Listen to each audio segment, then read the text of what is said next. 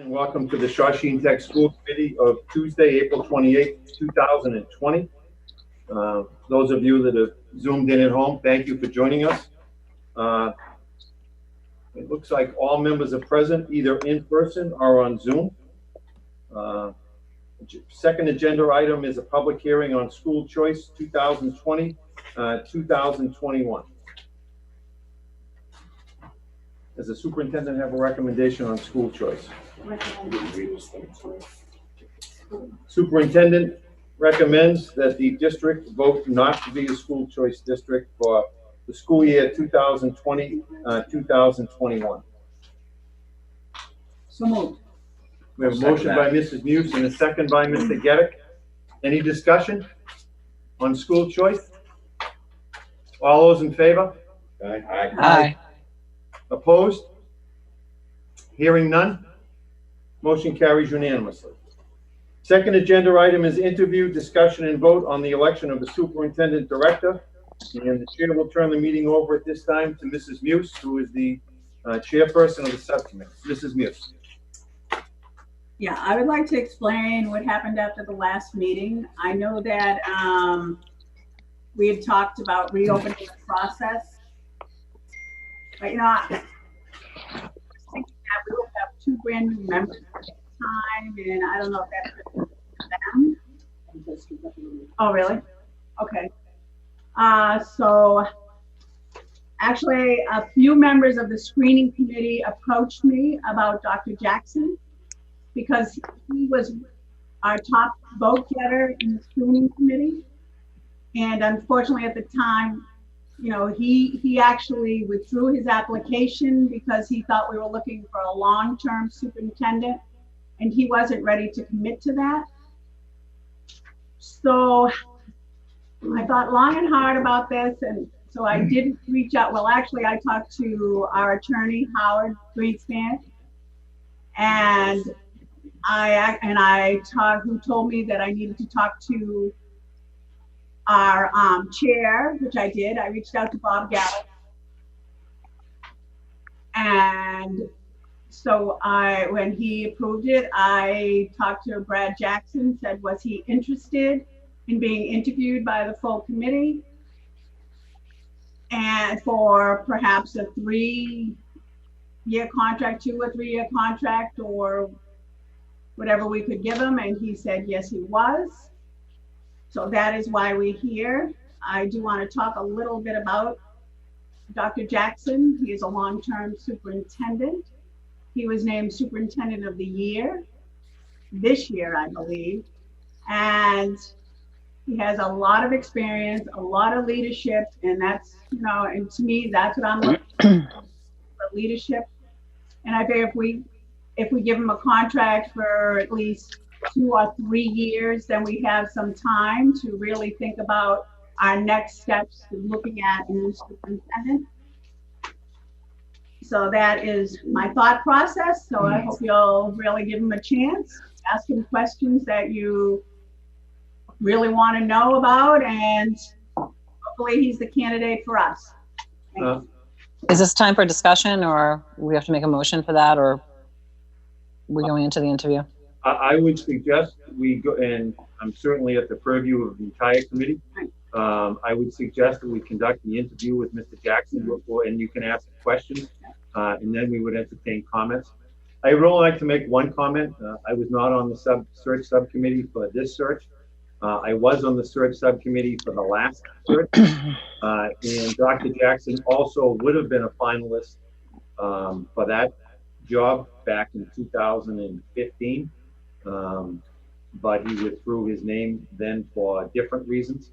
But I just wanted to let the committee know that Dr. Jackson was also voted as finalist by the subcommittee in 2015. I hope he didn't mind saying. Mr. Chair. Oh, go ahead.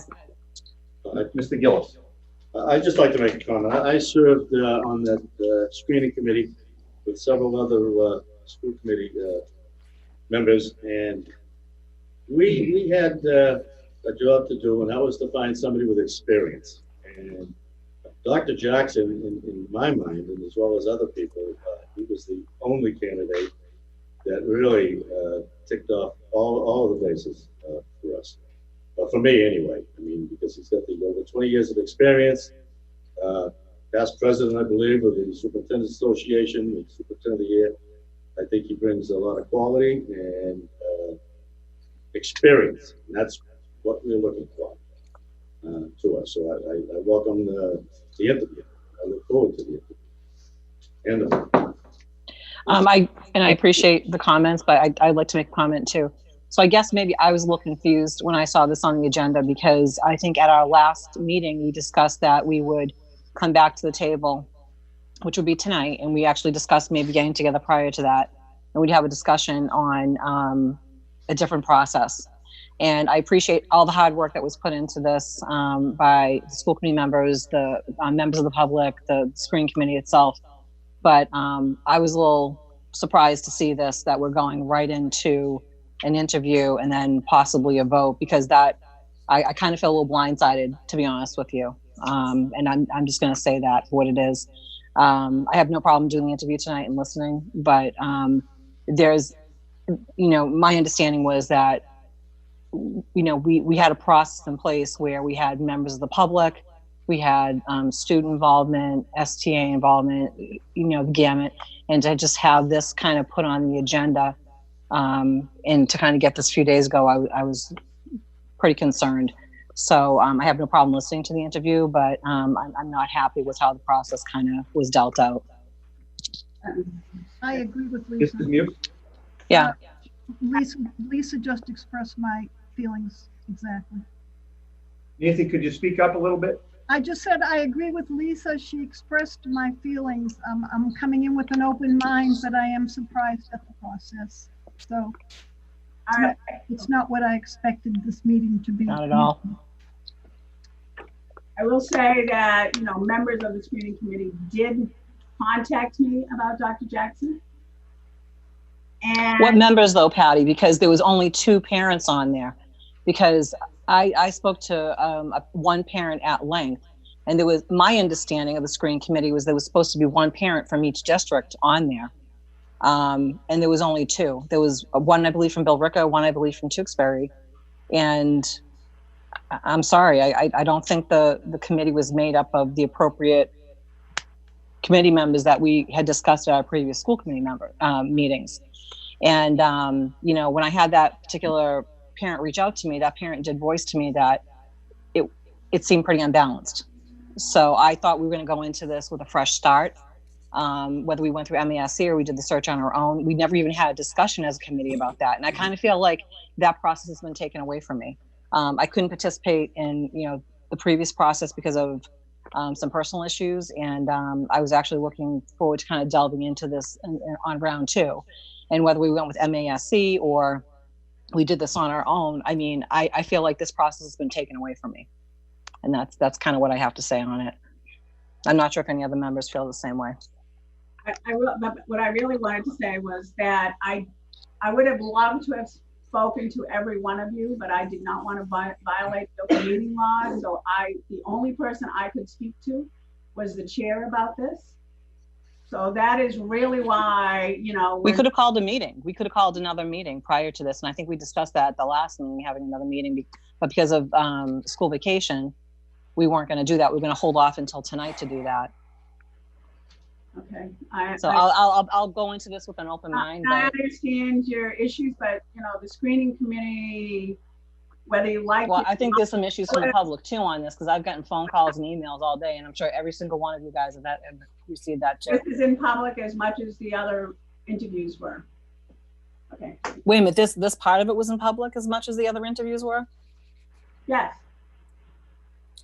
I mean, we interviewed in public.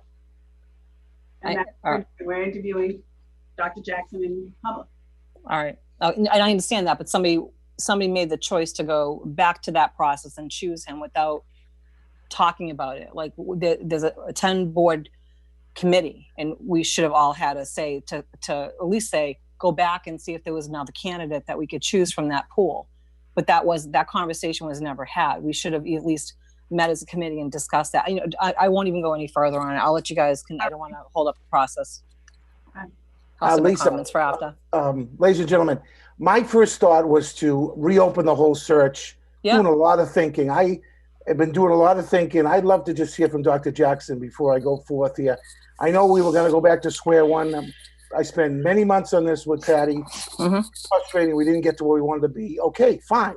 Going forth, I would love to hear from Dr. Jackson. Thought we were just going to reopen the whole thing and start at square one. This came at me like you, Lisa, from left field. But I'm open-minded tonight. I want to hear I'm keeping an open mind too. what he has to offer. Thank you. Yep. I would just like to take a moment and address the concerns that Lisa made and Nancy made and Ron had expressed to me earlier this week. But it's clearly within the purview of the school committee to elect the superintendent. It's only the purview of the school committee to elect the superintendent. Other than the members of the subcommittee, I think myself and Mr. Gillis spent more time than anybody on the committee. Mrs. Muse attended all of the site visits but one. Ms. Asbedian attended all of the site visits. Mr. Gillis and I attended every site visit. So I am very comfortable with interviewing another candidate, and I'm very comfortable with my authority to vote for a superintendent. Yeah, and I respect that, Mr. Peterson, but I also, I want people to respect the fact that there's other members on this committee that would have been like to have been part of that process where we were asked to go back. And yes, there was a screening committee. You guys did a fabulous job, going through the candidates, but I would have liked to have been asked because again, like Ron had said, my impression was we were going to come back to the drawing board and we were going to try to go through this process again, maybe away from MASC on our own, whatever the case was, but it was to have a discussion. I feel like my part of being a school committee member was taken away from me. And that's all I have to say about that. I will listen and be very open to this, but I just feel like, any say that I had in this, whether it was to go back to a screening committee or anything like that, I feel like that was taken away from me as a school committee member. And that's all I have to say.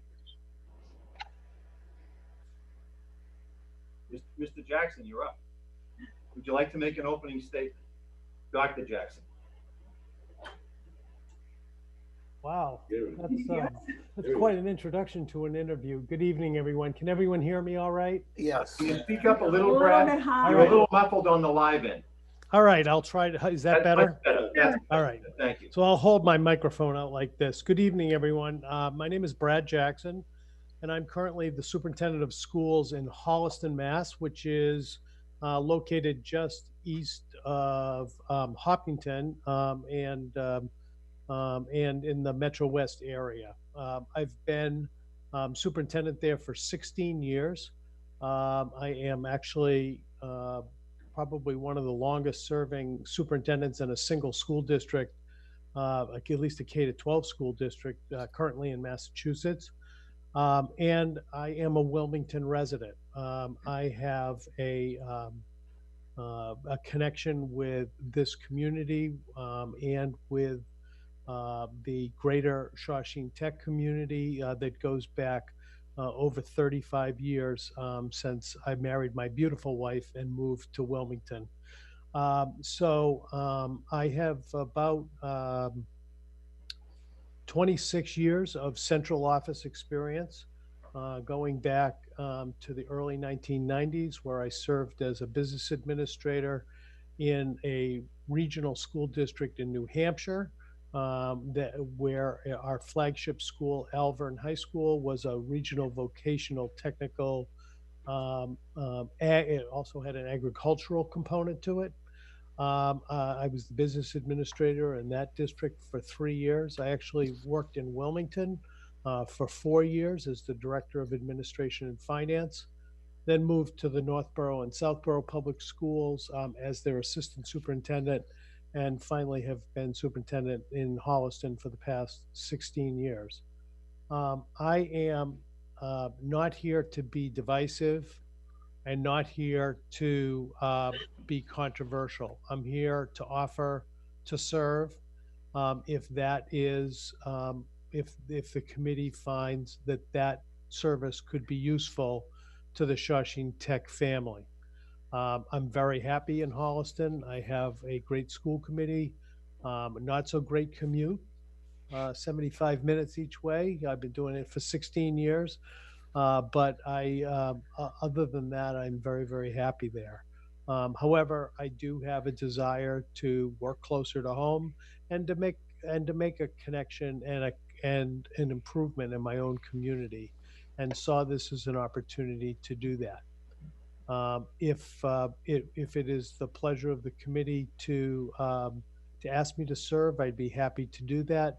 If it is the pleasure of the committee to choose elsewhere otherwise, I'm fine with that, as well as I have a contract with Holliston and would return there with a happy heart. So I'm here to offer my services and answer any questions you may have about my background or experience or anything else that I can offer to you this evening.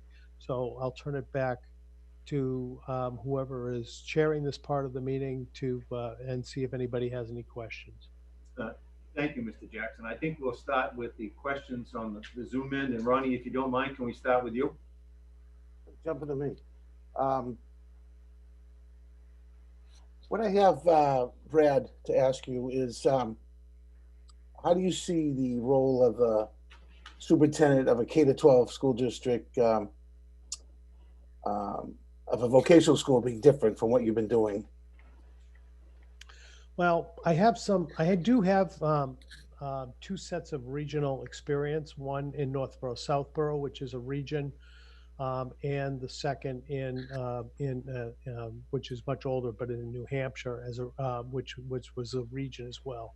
So I have seen the difference between K-12 school district, where you have one school committee, one select board, one finance committee, and one community to serve. In a regional school district, obviously, you have multiple communities to serve that can have multiple priorities and differing priorities sometimes. So my experience has been that serving as in a regional capacity, whether it be in a vocational or in a K-12 region, requires a better and a keener understanding of the communities that you're working with, and their individual and collective goals, in order to find common ground to resolve what can sometimes be conflicts. I mean, let's be honest. Sometimes regions can offer some conflict. We have a different budgeting process that can cause some heartburn on the part of local elected officials. So those things need to be acknowledged and reflected in the way you lead. And so, just a follow up, what's any experience with local and state government and your experiences? Well, I have to tell you, this year I've had more experience with state government than I really wish I ever had. This year, I'm proud to serve as the president of the Massachusetts Association of School Superintendents. That's a position that's elected by my peers, and I have in that role myself and the other officers, of which Superintendent Pavovar is actually the vice president of MASS. We meet often with the commissioner. We meet with state leadership. We meet with the leadership of the the joint chairs of the education committee. I was on a Zoom call with Senate Chair of the Education Committee, Lewis, just this week. So I've been working a lot of statewide issues. This year we passed it seems like it was 100 years ago, but the Student Opportunity Act. I thought that was going to be the highlight of my term as president, and now I find trying to serve the state as well as my local school district through this pandemic has been a kind of a second bite at the apple for a lot of opportunity to work with our state officials. Thank you. It's, I know it's a trying time for superintendents. Thank you, Dr. Jackson. Well, it ain't easy for anybody, I assure you. Thank you, Ron. Mr. Gallagher.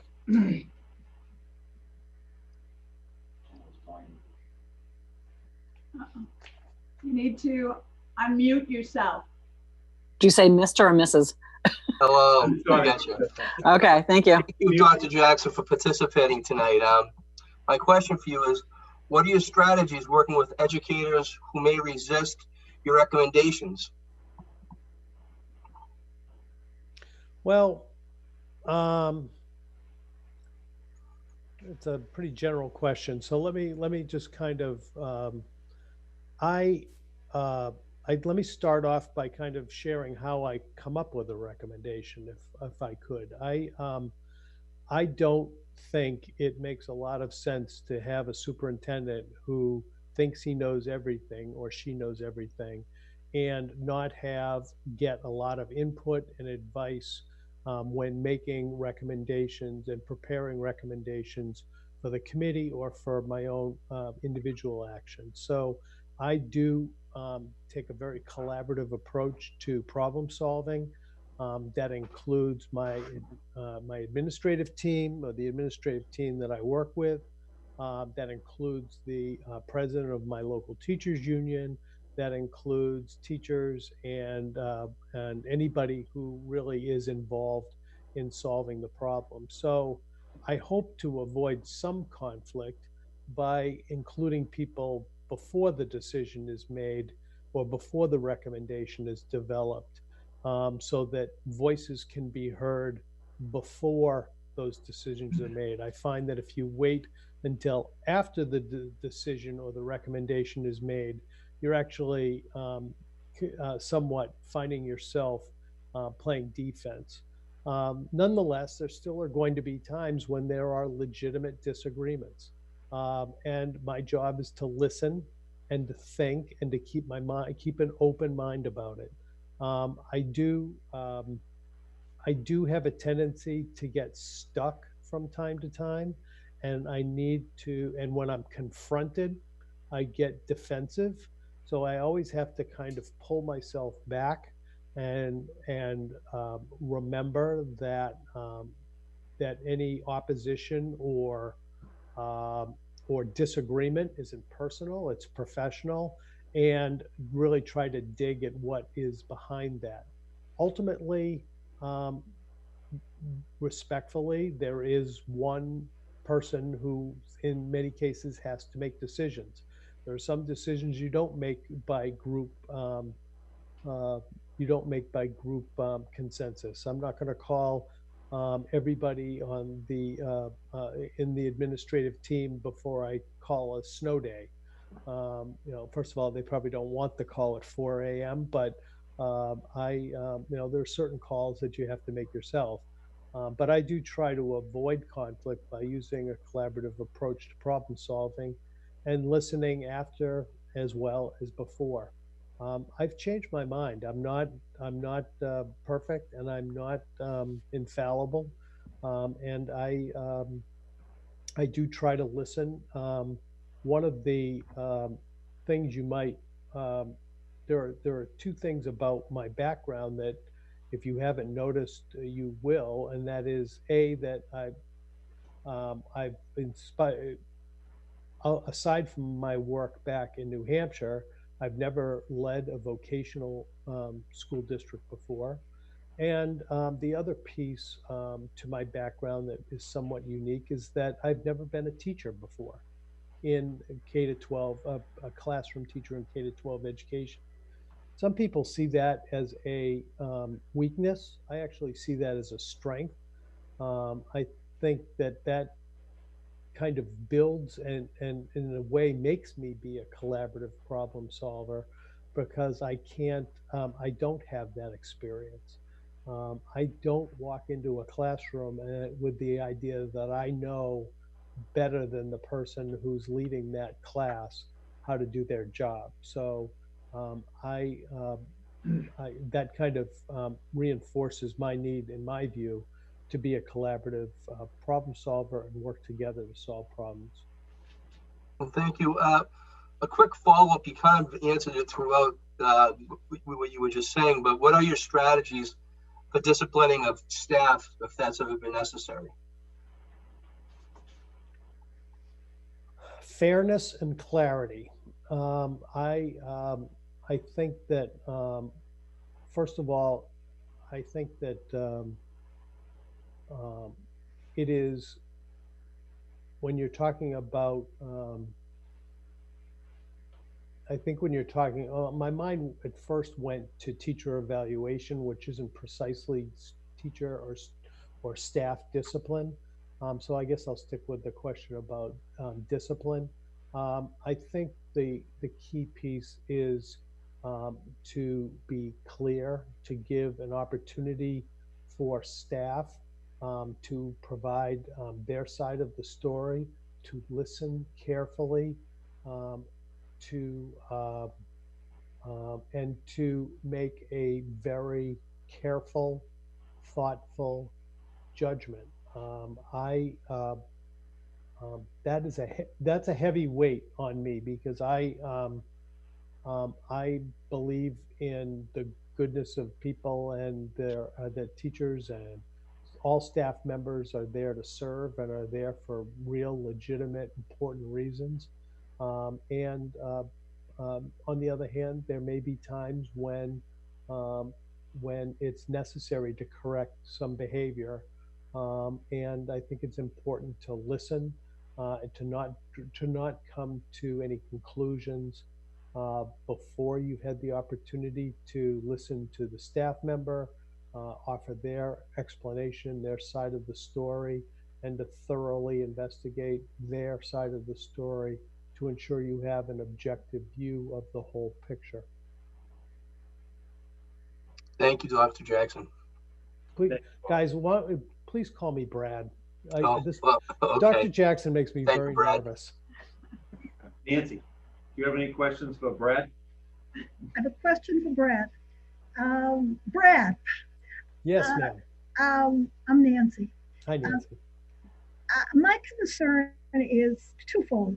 I really am not clear on why you want to leave such a comfortable position where you're so successful to come to Shawsheen, and you have admitted yourself you have limited experience. I understand the commute's attractive, but it seems to me I would hope you have a little bit more of an incentive other than that to bring to Shawsheen. Well, I'm sorry if I didn't make that clear earlier, and I'll try to make it clear now. I agree with you that a shorter commute is not a reason to change a job. It's attractive. No, I've been doing it for 16 years. I can hang on for a few more. It's I've got my Sirius XM satellite radio in my car, so I keep myself entertained. My reasons are twofold. One is, while I don't mind the commute, I have to tell you that part of this is quality of life. Being home, I'm working from home through this shutdown. Being home and recognizing the 12 to 15 hours a week that I have been spending in my car, that I could have been doing something much more productive and enjoyable personally or professionally, opens your eyes to opportunity. Having said that, I've always been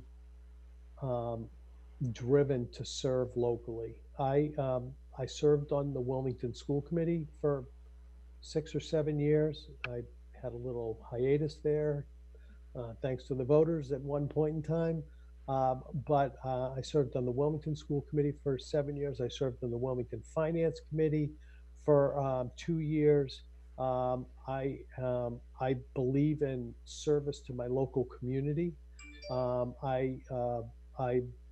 I want to make my community better, and this is and education is how I've chosen to do that.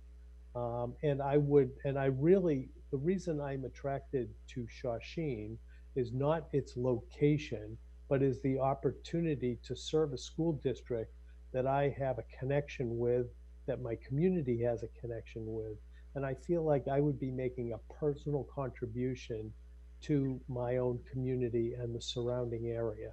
And that may sound contrite and that may sound glib, but that is the truth. I, I am, I believe deeply in a concept that's been around since the 50s called servant leadership. I lead, I serve, I lead by serving. And I have the times that I most wanted to, where I was happiest serving was when I was on the Wilmington School Committee, when I served in central office in Wilmington, when I was on the Finance Committee. I felt like I was making a contribution to my community. I have a daughter who works in Wilmington in the public schools now, so the options of being the superintendent in Wilmington are not there for me because of that conflict. So I see this as an opportunity to serve my community and to fulfill a personal sense of responsibility that I feel towards not only Wilmington but the other area communities, and that's why I'm here today. And if I don't get that opportunity, then I understand everyone's position on that. Thank you. Thank you very much. Could I have one more quick question? You can. It's not related, but it is, I guess. You'll be taking this position. You won't be in for a 20-year tenure, obviously. It's going to be a short-term role. How do you see that role as a short-term position as opposed to investing in a longer-term potential? Well, long-term and short-term positions have different opportunities and different strengths and weaknesses. I am not going to be the superintendent director of Shawsheen for the next 16 years. That is true. Mm-hmm. And I would see it as my responsibility, in addition to managing and leading the school district, to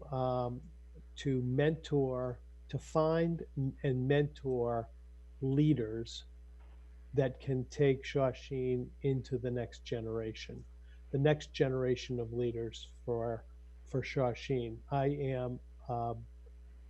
am very good at mentoring and helping.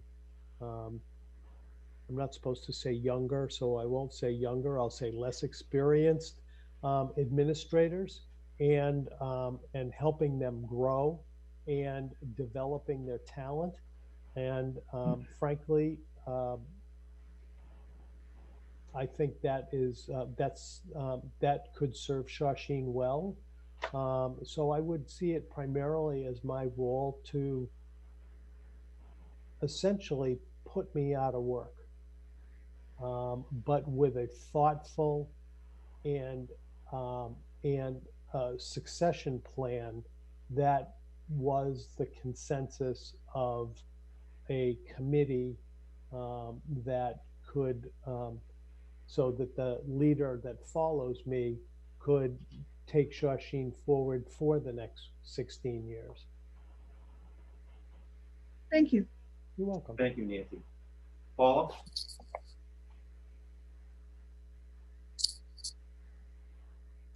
I don't have any questions. Lisa? I have a couple. So how do you, as a potential incoming superintendent, work on building community support? Currently, right now, we have an outgoing principal. We have I am a Facebook follower. Are you? I've been I just watching. became one too, Brad. So coming into this particular climate where families are not feeling comfortable, staff may also not feel warm and fuzzy about what's going on in the school. What are some things that you think you can bring with you to try to build that community support back up? Well, first of all, it may come as a surprise to you, Lisa, but I agree with you that this process is not going to build community support. And that is something that I would have to address immediately. And as you can probably tell from my style, I do speak what I think, and I am direct, and I can understand and recognize the challenges that this process, should it result in my hire, would be that would need to be overcome. And obviously, your question is directed at that, and I first want to say it's accurate. The first, I would have a lot of outreach to do immediately. I would, some of the first phone calls or Zoom calls I would make would be to the interim superintendent director, to the high school principal, to the president of the STA, and I would also welcome the opportunity to do a Zoom session with parents and or the staff, so they could do a meet and greet type of event. And I think that's really important for them to be able to see me, to talk to me, to maybe ask me a tough question in the chat bar as opposed to face. There's some advantages actually of virtual questioning. Sometimes, some people can be intimidated to ask a hard question. A staff member could. So, to me, it's really important to do that outreach. Normally, if I were transitioning, I would think more outside the district than inside the district. So under normal circumstances, my outreach would be to community leaders in the 5 communities, to my fellow superintendents in the 5 communities, to you folks, and to if I hadn't established relationships. But to me, this transition would need to be uniquely, my priority would definitely have to be inside rather than outside. And that would be the parent community, the staff, and the leadership. And because all 3 of them will need to get to know me and will be suspicious. And I recognize that. And I want to acknowledge that. I think it's important to acknowledge that. That is, I don't think it's, I think I can do this. I think I can be successful at this in spite of that. But I think it's important to acknowledge that and to say that would be one of my priorities. My initial priority before I even started officially would be to begin to build those bridges and make those connections. Okay, I just have 2 other quick questions. So I see you have a certification in vocational technical certification. Yes. Can you tell us a little bit about that, how you maybe utilize that in your own district right now if you do? And can you tell me if you have any experience with special education? Because this year, and actually the last couple of years, I've actually been kind of one of these members where I'm an educational advocate in my past life. So I have a lot of families that I work with special education, and we've had quite a few issues surrounding special education, and especially when parents are trying to take it through the chain of command. So could you tell us a little bit about your vocational technical experience, and also anything with special education, how you would deal with a family who may be challenged with some issues, with their IEP, or even going through the process of the chain of command, so to speak. So can you tell me a little bit about that? Well, those are 2 very small questions, Lisa. I'll tell you, voc experience and special ed. So let me tell you a little bit about my voc experience. As I said, my first job was in Hudson and Litchfield, New Hampshire, which is a K to 12 regional school district. Its flagship school, Alvern High School, is a vocational technical agricultural school. And it's a magnet. New Hampshire has a different model for voc ed than Massachusetts does. So they invest in certain school districts who then incorporate vocational programs into their traditional high school. So Alvern High School actually had a very large and widely varied voc program from automotive to certified nursing assistant to they had some daycare.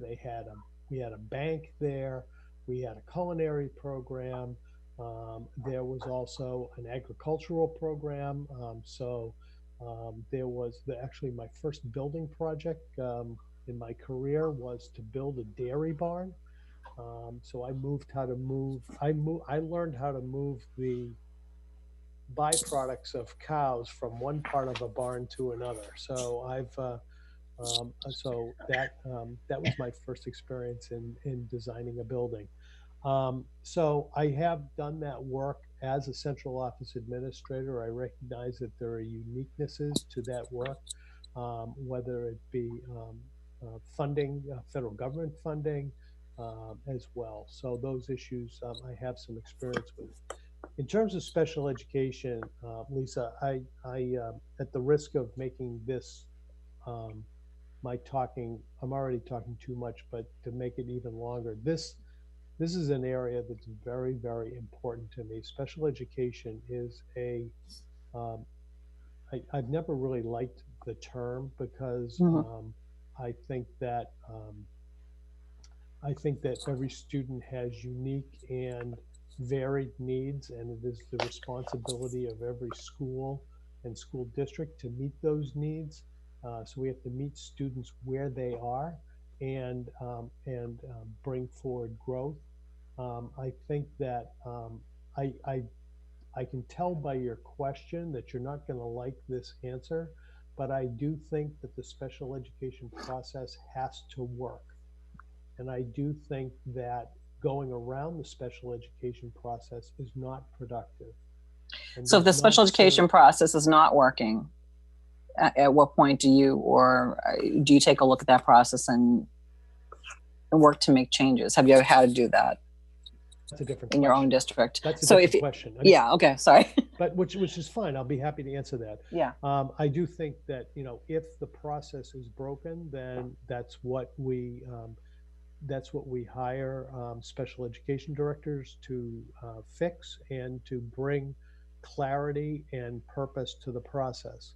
There are as you know, I was going to say as a former special ed advocate, but I'm not sure anyone's ever a former special education advocate.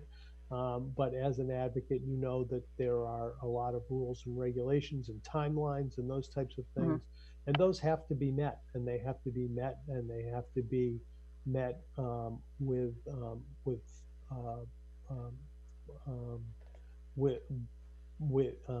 in all cases. And if the process isn't working, then we have to fix the process, not go around the process. That's my point. And that's what I mean about, I don't think that, I respectfully, I do believe in the chain of command, but if the process isn't working, then it's up to the people at the top of the chain of command to get that process fixed. Okay, and last quick question. I have two of your students, potential students here, and they want to know if you can talk to somebody about going back to school in 2022 or 21. They want to go back in September. Like, how do you feel about that? How do I feel about that? Well, I'd love to go back today. They're liking the online learning. I think that I think if we learned anything from this whole process, it's the value of relationships. And it's the role that school plays in our society. And I think you as a mom of those two boys who are looking at you right now recognize now more than ever the importance of what Shawsheen does for them, not just academically, but socially and emotionally. And I think that that is going to actually, in a general case, is going to serve education well. In terms of your specific question, I'm not quite sure what it's going to look like in the fall. I don't think we're going to be coming back to business as usual. I think we are in my district, we are starting to consider partial split split days, split classes, where students spend part of their day in remote, part of the week, or 1 week in remote learning and the other week in face-to-face learning, so that we can reduce our class sizes, so that we can continue with what I'm working under the assumption some social distancing requirements that we'll have. I think that things like a cafeteria full of students is highly unlikely in September, nor is an assembly with a high school full of students either. So some of the big, I think those things I'm feeling a little more confident in. I am very hopeful that we will be returning in well, actually in August, as you voted last meeting, Yeah. to something that doesn't look like it did last year, but we will be back, and I'm very confident that it will be at the beginning of the school year. So with that being said, if you were, say, starting as superintendent in July at Shawsheen Tech, so what do you think that would look like for our students coming back in August? Would your plan in Holliston look the same as would here? No, obviously not, because of the program, the way we program at Shawsheen, and with the academic week and the shop week. So that would have to be integrated into the plan, if that were ultimately the best solution for Shawsheen. Obviously that would have to be, you can't just take a K to a 9 to 12 plan from one high school and put it into a vocational model. Have you thought about what that plan would really look like if you were at Shawsheen? Yeah. No, I haven't. No. Okay. I honestly haven't. I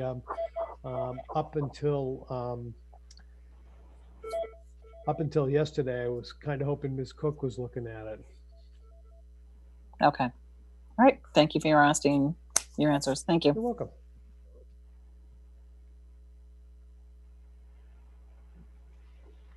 All right, I'll ask you a question. How do you see the superintendent's relationship with the students? Well, I have to tell you, I'm a walker. My high school principal has never been a fan of that, since my office is located in the high school. As I know, the superintendent, obviously the superintendent director's office is located in the high school. So every chance I get, I am out and about in primarily in my high school in my district, because that's where my office is located. That's the best part about my job. I love to talk to students and find out what they're doing. I always ask why they're doing something. Why are you doing this? Why is your teacher having you do this? Because I think that is a very valuable question, and important for students to be able to articulate. I am and will be very visible in that school, because being with the students is the best part of my job. With all due respect to the adults, I'd much rather be with a group of students than a group of adults. Okay, thank you. Mr. Geddick. Mr. Jackson, my question to you is, why did you withdraw the application this round? I withdrew my application this round because I believe that that Shawsheen was making understood that Shawsheen was conducting a search for a permanent, long-term superintendent director. And I am not at a position in my career, after I gave it a great deal of thought, to make that commitment.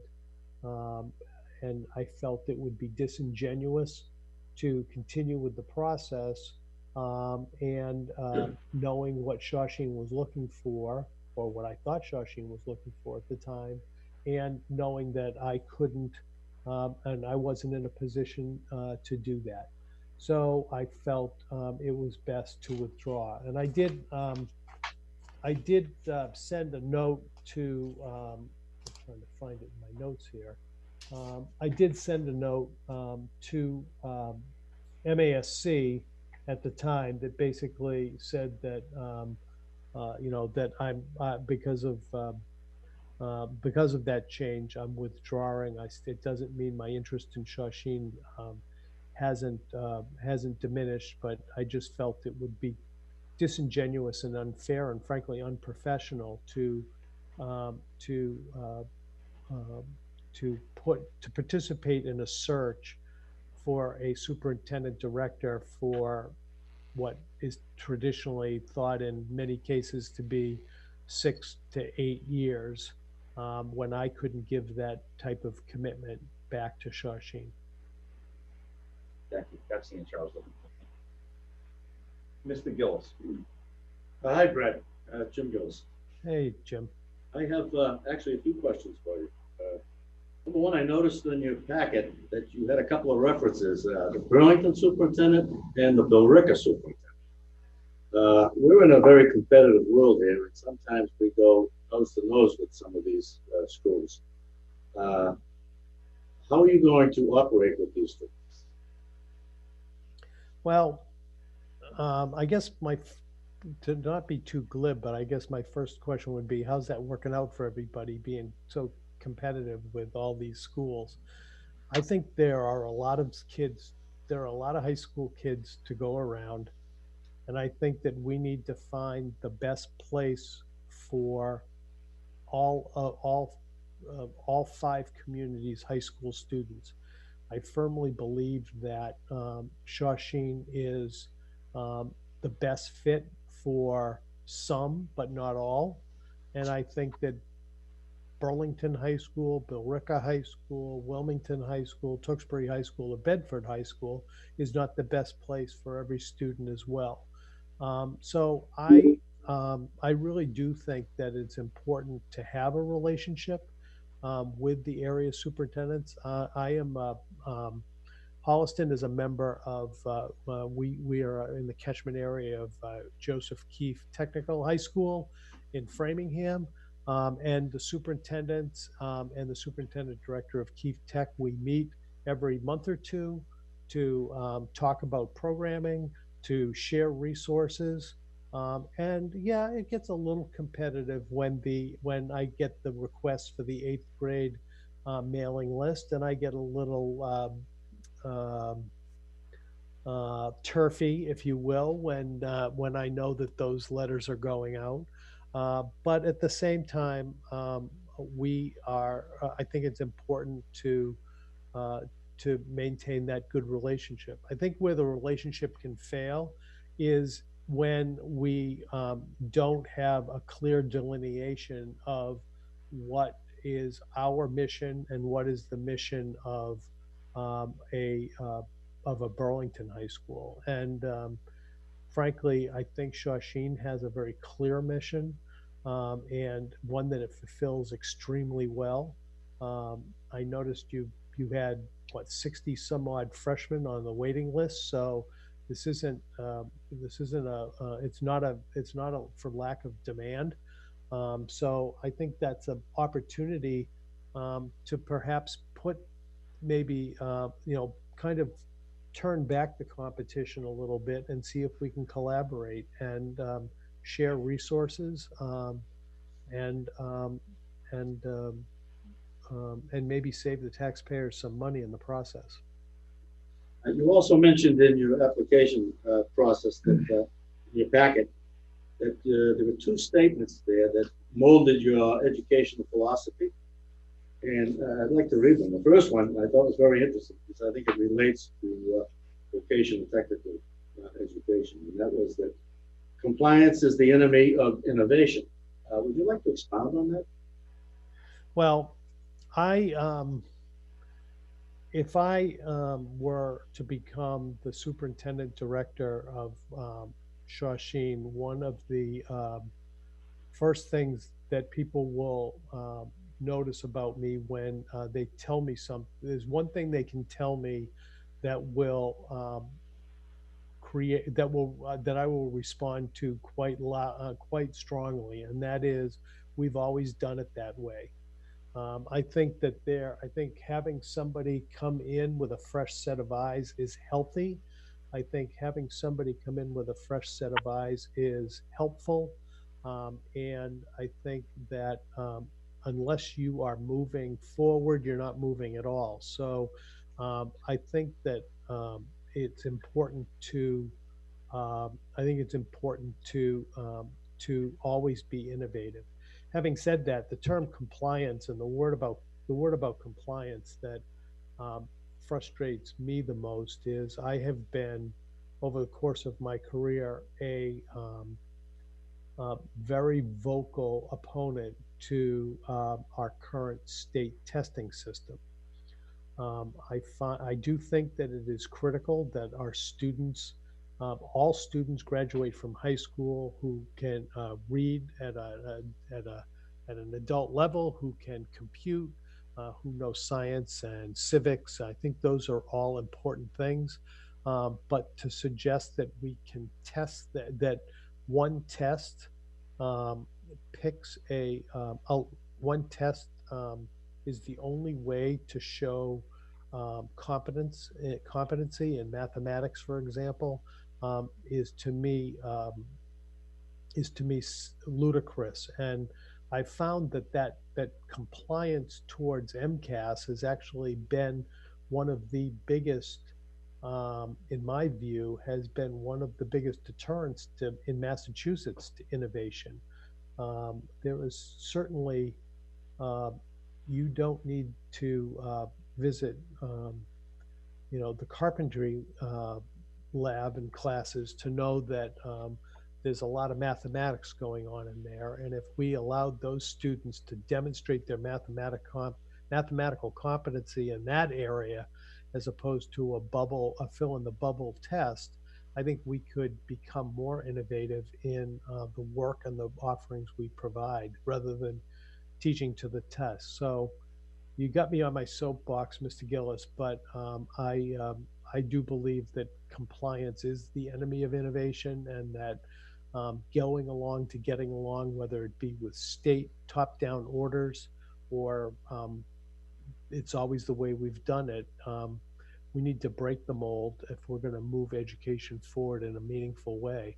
Just think about how education has been moved. I'm not sure in a positive way yet, but it's been moved through this pandemic. That is certainly far, and we've had to put things like compliance way aside to accommodate that. So that's part of my philosophy and part of my beliefs as a leader. I think that's interesting. You brought up the pandemic and the remote learning because I have to tell you, our teachers here are doing a fantastic job. And I can attest to that because my grandson's been involved and he complains all the time. He's work he has. But having said that, I noticed in your application that you're an adjunct professor and that you're involved in a lot of online. So what are you going to bring to the table there with that experience? Well, yeah, I've been teaching in an online program for over 14, 15, over 15 years at the University of New England. I am the lead instructor for school finance. I think that I think we have to be careful to not connect master's level and doctoral level college distance learning with high schools, or even, I know that's not a concern of yours, but in my case in Holliston, or in the K-8 realm, I do think that pure distance learning has a role at the college level, but I actually am becoming more convinced today than I was ever that there is no replacement for the face-to-face connections between students and teachers, and so I'm not sure that other than concluding that they're actually, those two things don't really mix as well as we think they do. I'm not sure whether my work at UNE will actually benefit the students at Shawsheen that much in terms of distance learning. Thank you. Mr. McIntyre. No questions, thank you. I have a quick question. Brad, noting that you have a vocational certification, but have never taught in a vocational setting such as Shawsheen, how would you acclimate yourself to that side of the building, and to whom would you, quote, lean on for assistance with that side of the educational equation here at Shawsheen? Well,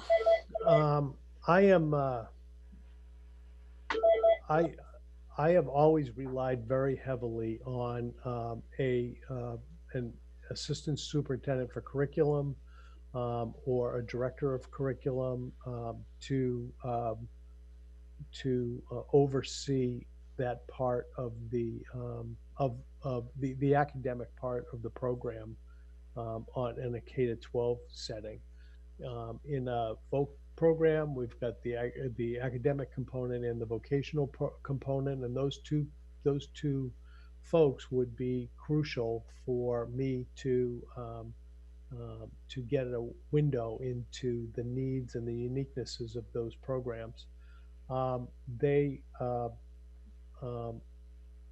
Again, I do believe that the opportunity for them is that I don't come with any preconceived notions.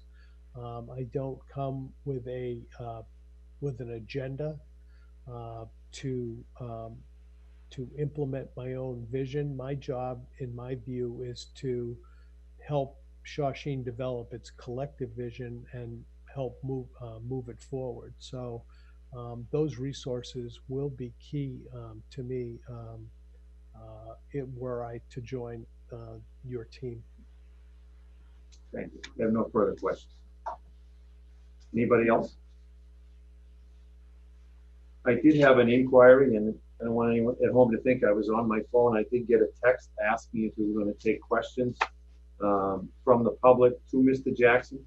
And given the fact that he didn't have a site visit, I would suggest a limited amount of questions to the public if no one has any objections. Does anyone object to be opening up the phone lines for a few moments for questions? No. Hearing none, and I didn't mean to hang up on whomever called a few moments ago, but we were in the middle of the interview, so I'm going to put the phone back on the hook, and we're going to take a few questions. And if you're looking to call in, the number is 978-671-3664.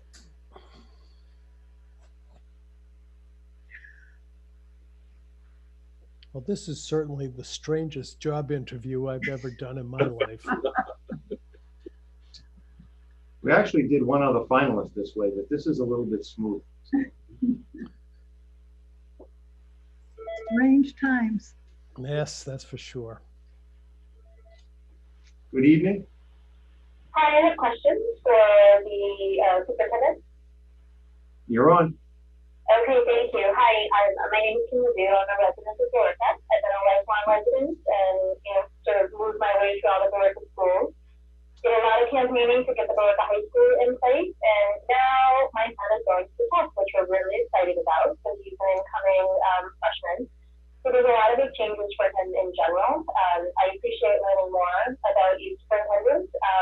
I just want to voice my concerns as a parent about feeling like this process has been a bit disjointed. May I interrupt you? I appreciate having this interview, and I think it's great that we have this opportunity to get to understand this candidate more. But I do hope that there's some time in between this and the vote so that we, the community, can give feedback to our school committee members and talk a little bit more and learn a bit more about the candidate. But for you, sir, I do have a question. So I'm curious, based on the vocational options that are available to tech students today, are there any vocations that you think might be something interesting to add to the fold in the coming years? I know you're just coming on and learning a little bit more about tech vocational schools, but there are a number of opportunities and vocations out there that I think would be fantastic for Shawsheen Tech to consider. What would your approach be in terms of learning more about other things that you could bring into the tech outside of what exists today for vocational opportunities? Did you get the question, Brett? I think so, yeah. Basically, what I understood the question to be is what additional program offerings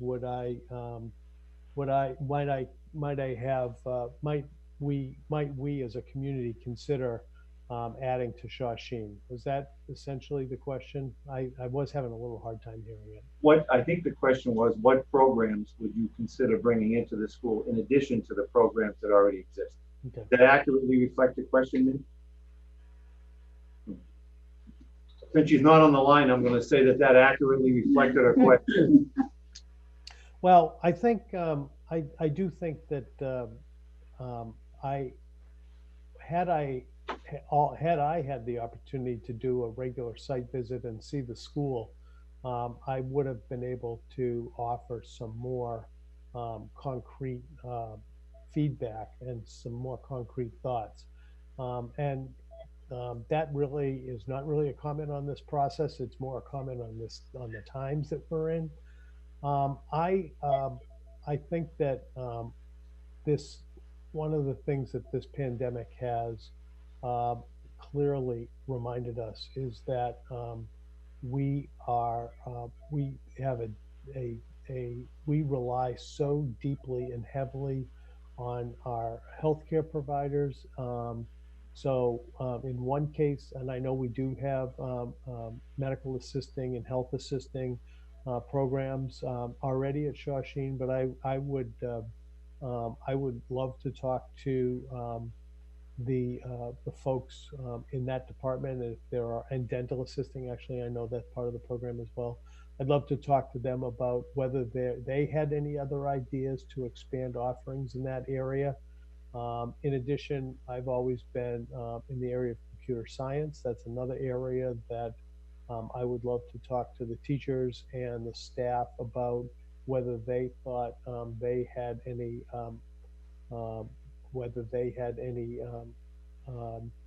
ideas and thoughts in that regard. Again, the question presupposes that I am walking into Shawsheen with a notion and an idea of this is what I want to do. And I'm trying to share with you that that is not my purpose. My purpose is that the expertise is in our classrooms right now. And a good leader seeks that information, gathers it, packages it, connects it in a thoughtful and a cohesive way, and presents it, and then hopefully doesn't take credit for it. To me, so I can't say that I've looked at the list of 20 programs that you offer and said, oh, there's a hole, I'm going to fix that right away, because that is not my style. So those are some areas that where I would look, and that gives you a little insight as to how perhaps I would go about doing that. Thank you, Brett. I am going to take the next call. Hello? Yes, is this the text? It is. You have a question? Yes, sir. Go right. Could you tell us your name, sir, for the record? Sure. My name is Ken. Could you give us your full name for the record, sir? Hello? Hello? Sir? Those of you that are calling in, if possible, could you wait until Mr. Jackson finishes answering the prior question? I know it's difficult. We only have one line here, and we're going to try to accommodate who we can. Except for Ken, he disappeared.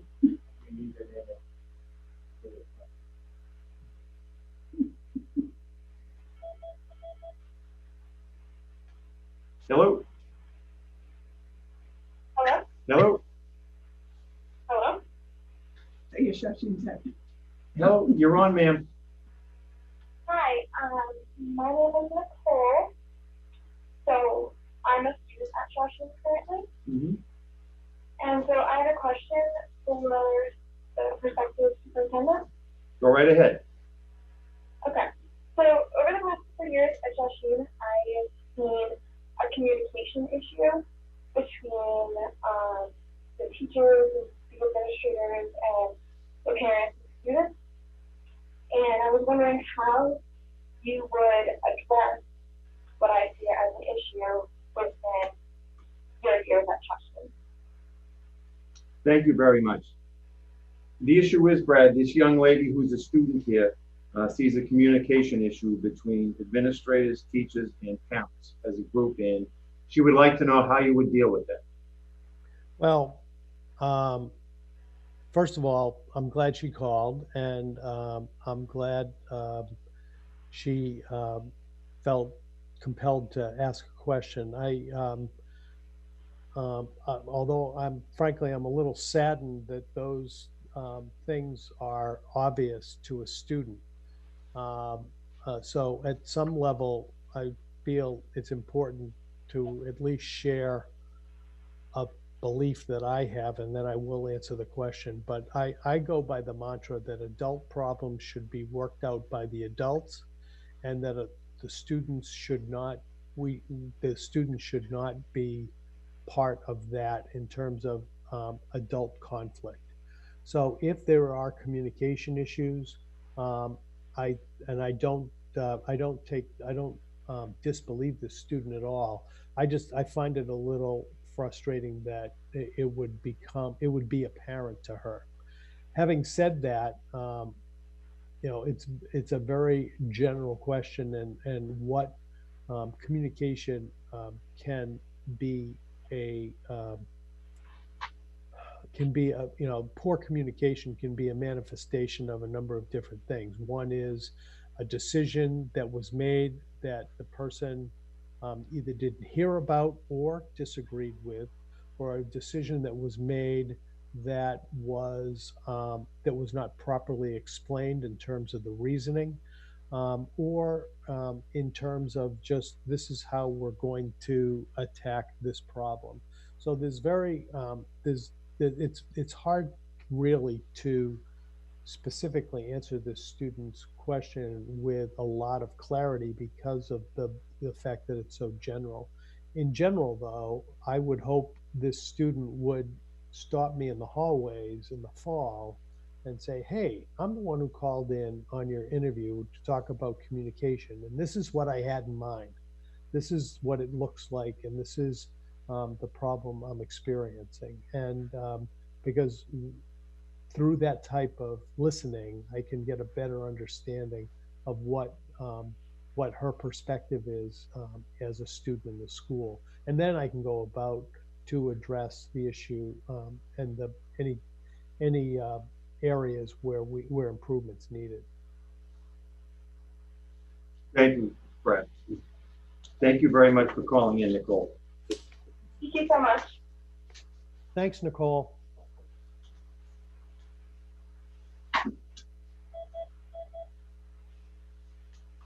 Hello? Hi, how you doing? Good. I have a question here. My name is Todd Smith. Okay, Mr. Smith, go right ahead.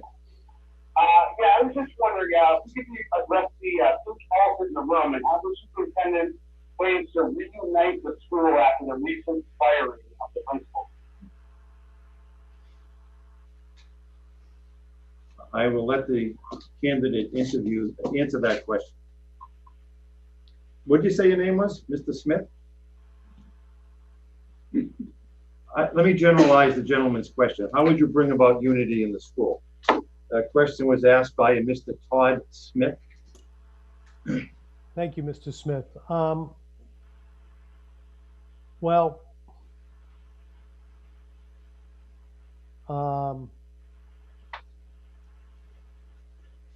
the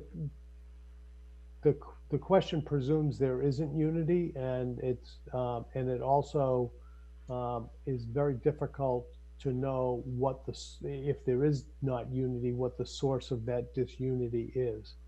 I think that there is that Shawsheen is going through a very frustrating time right now. Frustrating in general because of some transitions that it has undergone in terms of leadership, some current transitions that are being contemplated as well. That coupled with the pandemic and having schools shut down, there's a lot of frustration and I might say disunity out there. I think that when a school community refocuses itself on its mission and its purpose, which is to serve students, and puts aside politics, puts aside personal ambition, puts aside personal goals, and serves that greater good, that is how one creates unity. And the best way I can do that is to model that and to expect that, and if it's not happening, to call it out. This is very important work we do, and we can't personal agendas and just have no place in that work. So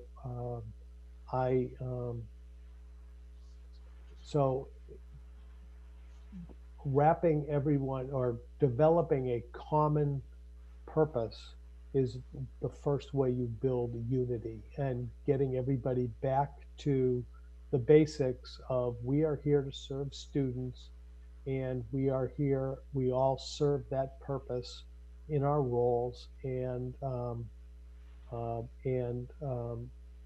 is in my view, the first step towards building unity. Thank you, Brett. One more? Yes.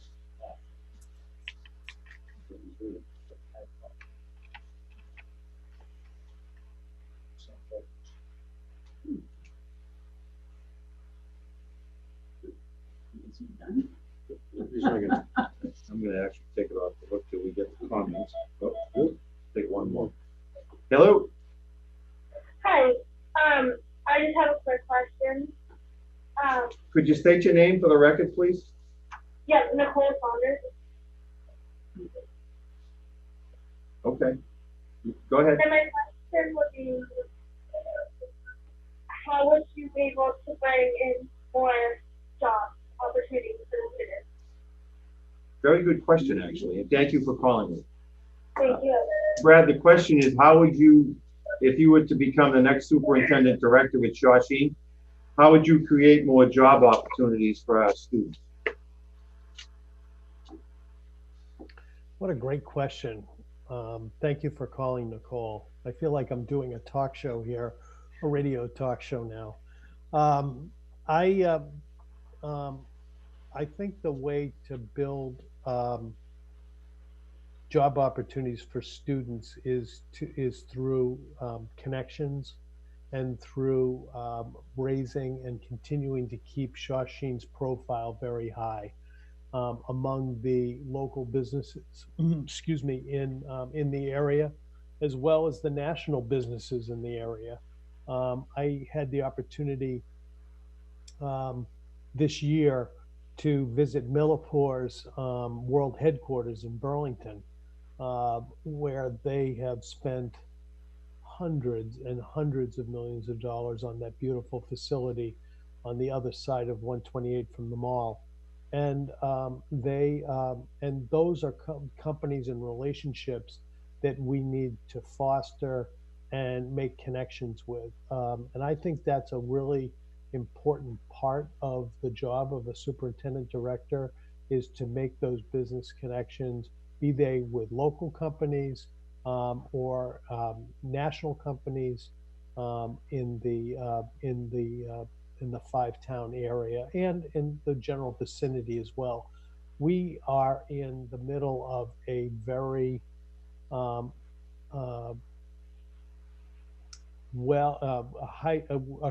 commercial area with a lot of opportunity, and the question becomes what type of student and what type of employee is this place looking at? And I have to tell you, when I attended I've done some of these site visits, it becomes clear to me that the type of student that they're seeking is actually less a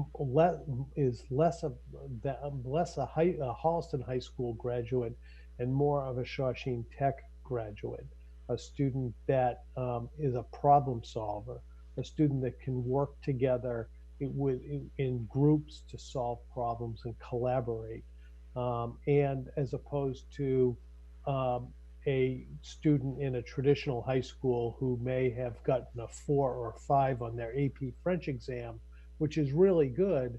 And don't get me wrong, that's the type of program that I currently serve, but that's not necessarily what those employers are telling me they're seeking.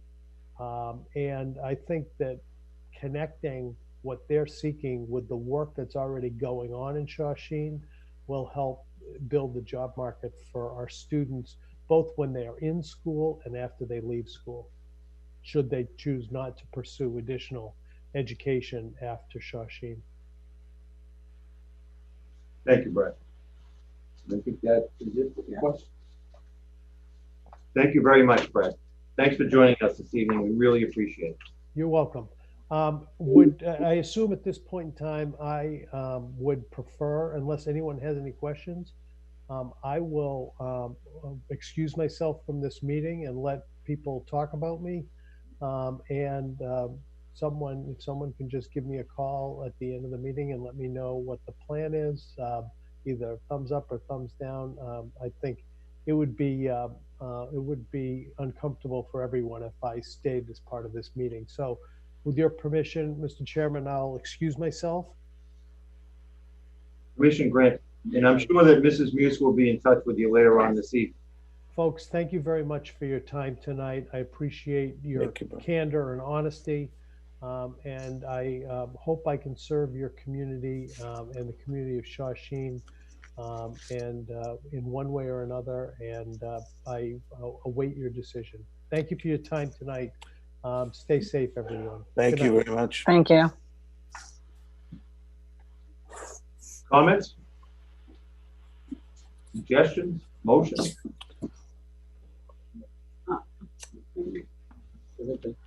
I'll make a motion that we hire Dr. Brad Jackson, superintendency. I'll second that. Subject to Television negotiations, contract negotiations. Could I speak on the motion?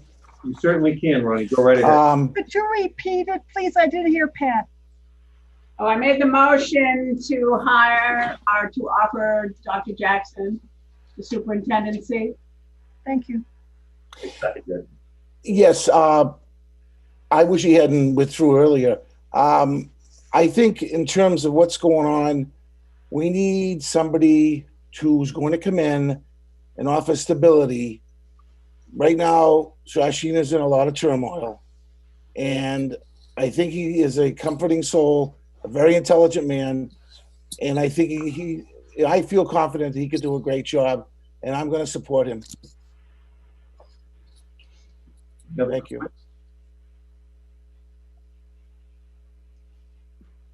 I would just like to make one comment before we vote. I have watched over the past 3 months most of this committee vilified for, to me, unjustifiable reasons. Members of this committee have been personally attacked online. One of the reasons I'm not a social media guy. I've seen members of this committee personally criticized the statements they made relative to the last search. And I find those comments to be absolutely positively reprehensible. Every member on this committee has a right to vote for the candidate of their choosing. I personally wasn't enthralled with the last process. I think anybody involved in it would admit it had flaws in it, that we all learn from our mistakes. I'm 100% confident had Dr. Jackson stayed in the first search, he would have been the recommended choice of the subcommittee for this job. And he said something tonight that absolutely, and I came into tonight's meeting with a fresh mind. And he said something to me tonight that resonated. He said, a fresh set of eyes is a healthy thing. And truer words have never been spoken about this building right now. And for that reason, I will support Dr. Jackson. Couldn't have said it better myself, Bob. Very good. Very well put. I just want to repeat what I had said earlier. I'm not crazy about the way we came to this place, but the candidate has a lot to go speak for him. And with a lot of hope, I would support him. I'm also not happy about how we came to this place. I just don't want to travel to the next place because it would be a long, arduous process. And I think we have a candidate that suits the needs of this building right now. And as I just indicated, had we not withdrawn, I'm fully confident that we would have decided this matter a month ago. Agree. I'd like to add one more thing. He said something that in response to my question that in the short term, he would find his strength in mentoring and bringing people along. And that is a wonderful attribute to do with staff. However, in considering another superintendent to take his place, I wouldn't want to assume it's going to be somebody internally. And I wouldn't want that assumption based on what he said. I don't think we're making any assumptions. Yeah. And before we go into a vote too, again, I want to reiterate like what I said earlier about how I'm not happy, again, along with Nancy, about how we kind of came to this. But I also want to say too that I want to thank Melanie Hagman for stepping up to the plate when we needed her. And regardless how this vote goes tonight, personally, I believe she's done a phenomenal job in responding to a lot of the issues that have kind of come up during her period as the interim superintendent. So I want to thank her very much for all that she's done. So that's that. True. But in considering what's going on in the world around us, I know if we started in a regular situation, Bob, Chairman Peter said, if we started a process, if the pandemic wasn't out there, it would start again. But we don't know what's going on. There's so much uncertainty. So I'm just looking for, to us to return to a stable environment. Thank you. We have a motion and a second. The chair would call for a roll call vote. Mr. Chairman, could I just, Howard, just before you vote, do you want to make it clear as to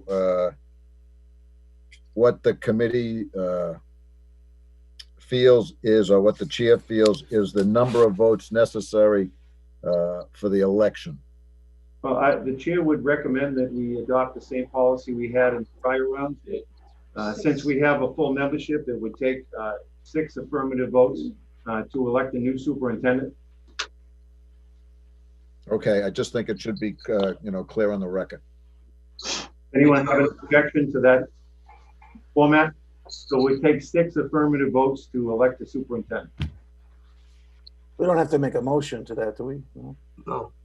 Do we have to make any decision today about the length of a contract offer in the case that we No. do?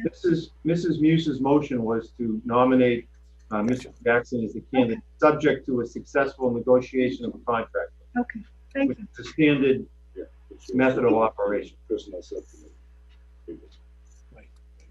Mr. Pesco, on the motion, yea or nay?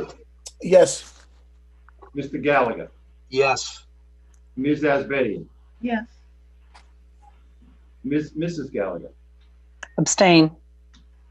Ms. Lambert, I'm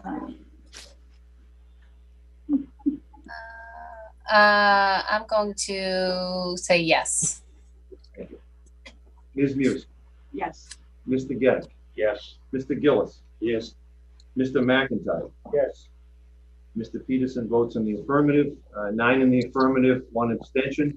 And I would ask when the meeting concludes that Mrs. Muse inform Mr. Jackson of the committee's action if he's not already tuned in at home. And I would also like to take a moment to thank Mrs. Hagman for the service she's given us since last March. She didn't ask for this job. We asked her to take it. She, as committee members who I spoke about earlier, have also been vilified with some reprehensible social media comments. It's unnecessary, it's unwarranted, and it was intolerable. And whether you agree with her positions on some matters or not, professionally, the abuse she's taken is inexcusable. And I would like to personally thank her for the service that she's given to the committee, not just this year, but over her tenure. We really appreciate it. Yeah. That's great. I'll second that. That's well said, Bob. Good. Yes.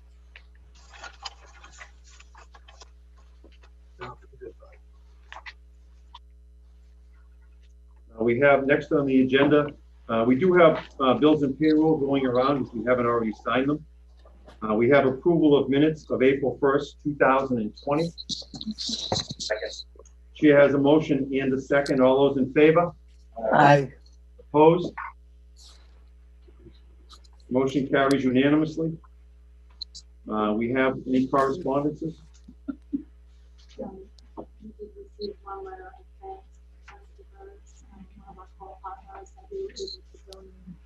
I apologize, Melanie. I'm having a really hard time hearing you. All right, we have one correspondence in there from Sunny Acres thanking us for the personal protection equipment that we provided them.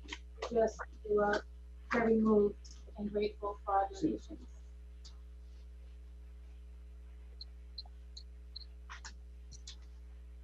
We do have questions from residents and staff, and I am going to put the phone back on the hook momentarily.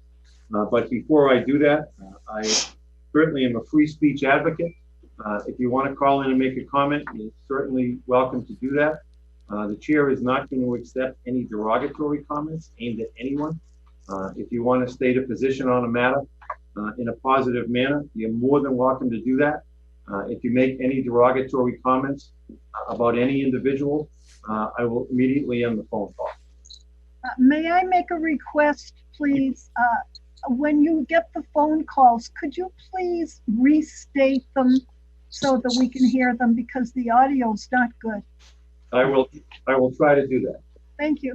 And Mr. Peterson, are these questions related specifically to the school committee agenda currently, or is this in regards to anything that should be going on outside the agenda? Well, I would suggest it would be an open discussion, Lisa. The school policy is 3 minutes per call and a maximum comment time of 15 minutes. So I will adhere to that. It's 9:07, so I will adhere to the time frame, but I will open up the line. And those at home, please keep in mind, we only have one line. We're doing the best we can. I know that members are also criticized for their Zoom methodology last time, so we're doing the best we can.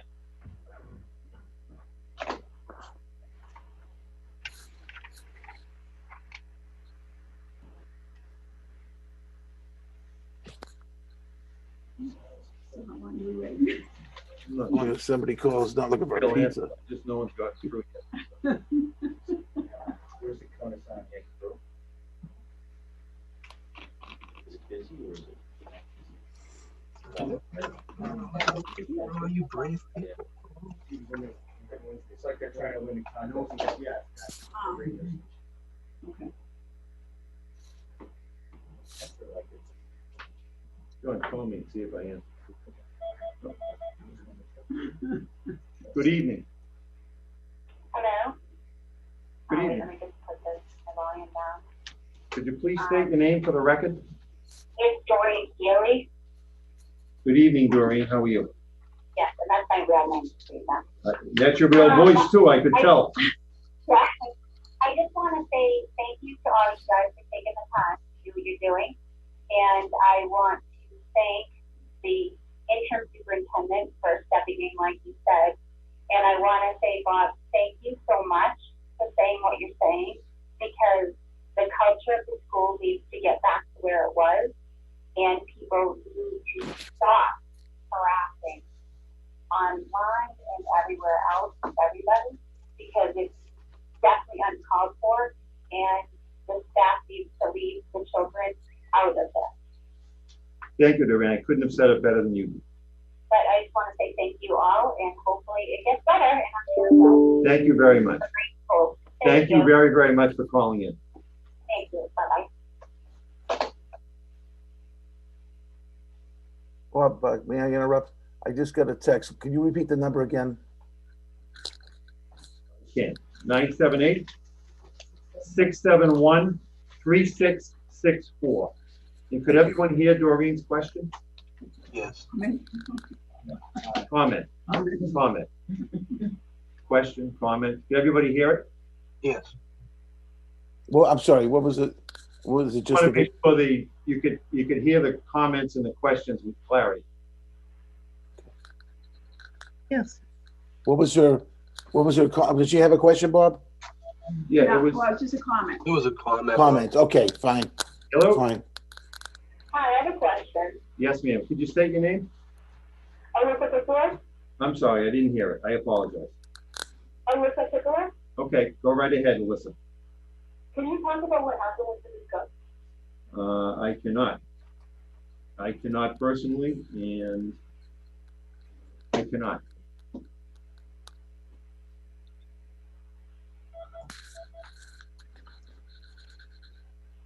Good evening. Hello?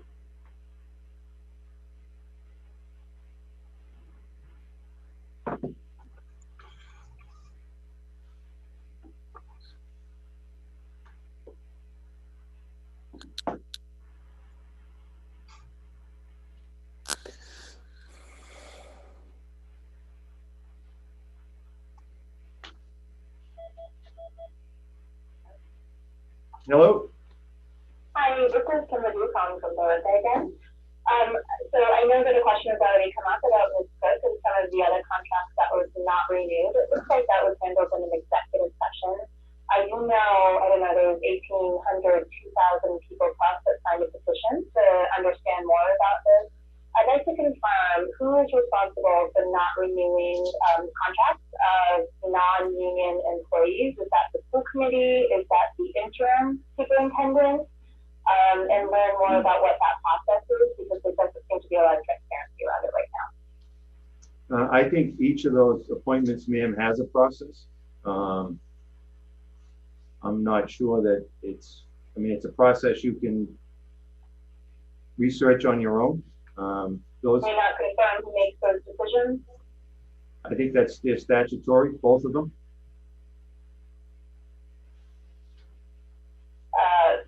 So that it's done by the school committee then? Some are and some are not. It's all governed by statute. All governed by statute. Okay, thank you. You're welcome. Keep in mind, I know what the gist of the questions are, and I know how people feel. Just like Bill Belichick, I don't go on social media, but I've gotten enough screenshots today to get the gist of the flavor out there. And just a reminder, if you're going to make any derogatory comments about anybody, I'm going to end your call. If you'd like to make constructive comments, then I'll take your call. Hello? Hello. Hi. I don't want to offer any derogatory comments, but I'm wondering what you're going to be doing in the direction of fulfilling the roles of Jessica Cook and Kevin Pierce, who are two of our administrators who have been leading their schools through these difficult times, and who are going to be replacing them if they don't have the opportunity to save our schools in the way that they have been doing so far. I think it's pretty safe to say, ma'am, that at this point, I don't know the answer to that question, and neither do any of my fellow committee members. Can you answer the question of why they have not had their contracts reinstated? Because I think that's a question of a lot of the staff and of the community members, because these are two, especially that are professionals that we love and we stand up for, and have no understanding of why these decisions have been made. Was it the school committee decision? Was it the superintendent's decision? Who decided to do these things? I'm going to answer the question, ma'am, with the same answer I gave the prior caller. Those matters are governed by statute. The school committee makes certain appointments, and the superintendent makes the remainder of them. Do we have her name for the record? Could you give us your name? Why would Deb Cook be let go? She's been a faculty member Ma'am? for more than 15 years. Ma'am, could you state your name for the record? I would state my name for the record as Stacey Lavella. I am one of the teachers in Shawsheen Tech, and I have been a colleague of Deb Cook for the entire time that she has served as a member of the Shawsheen community, and I sincerely applaud everything that she has done for our students, and I sincerely do not understand why, amidst everything that is going on, that she is being let go. It just seems like a really terrible decision, because she is one of the people that stands up for our community, that stands up for our students, that stands up for the staff, and I just don't understand why this decision is being made amidst all the other uncertainties that are going on right now. It just seems like a horrible choice, honestly. Your concern has been noted. Okay, well, thank you. Thank you.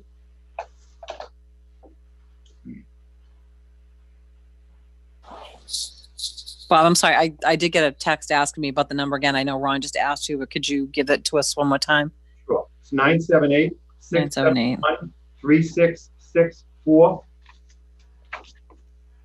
671-3664. Okay, thank you very much. You're welcome. And in reference to the last caller, I don't really think the committee is inclined to get into the specifics of the details of anyone's contract. I think that's totally inappropriate.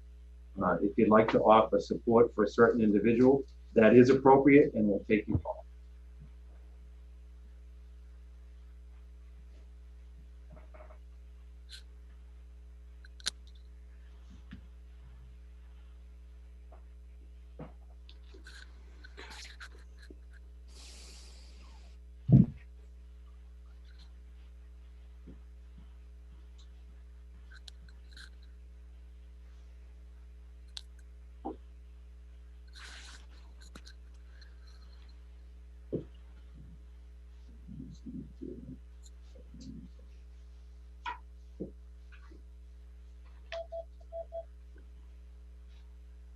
Hello.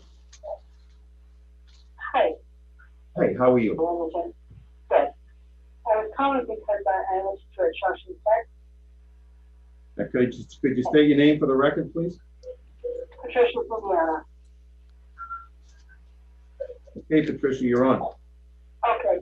It wasn't clear to me the reasons that you gave for dismissal of Jessica Cook, and I was wondering if you could explain that a little more clearly. I think I just stated that the committee is really not in a position to discuss the specifics of anybody's contract. Well, it said it was contract, but I just wanted to know the reason why she was her contract was not renewed. I think I answered that question, ma'am, right before you called by indicating that that was not a question that the committee would entertain. Okay. Thank you. Well, disappointing. Thank you.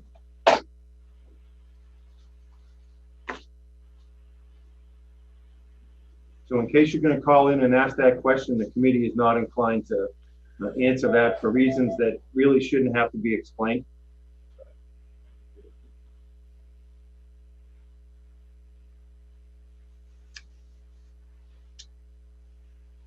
Regardless of our position.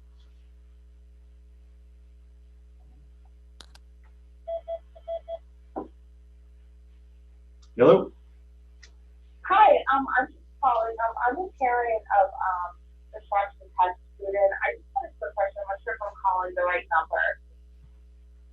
It is.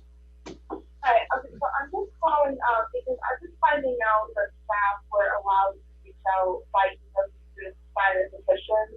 I've also been seeing a lot of petitions on Facebook that are being shared by teachers and teachers commenting opinions about child pay for money and stuff like that. And I just wanted to know specifically why are staff getting students and alumni involved when this should be just, just an internal affair with the school. I will answer that question in a two-pronged answer. I'm sorry, Bob, would you mind just repeating the question? Because I couldn't hear any of that. Sure. I think the question is why are staff allowed to use their school emails to communicate with students about these matters? Is that accurate?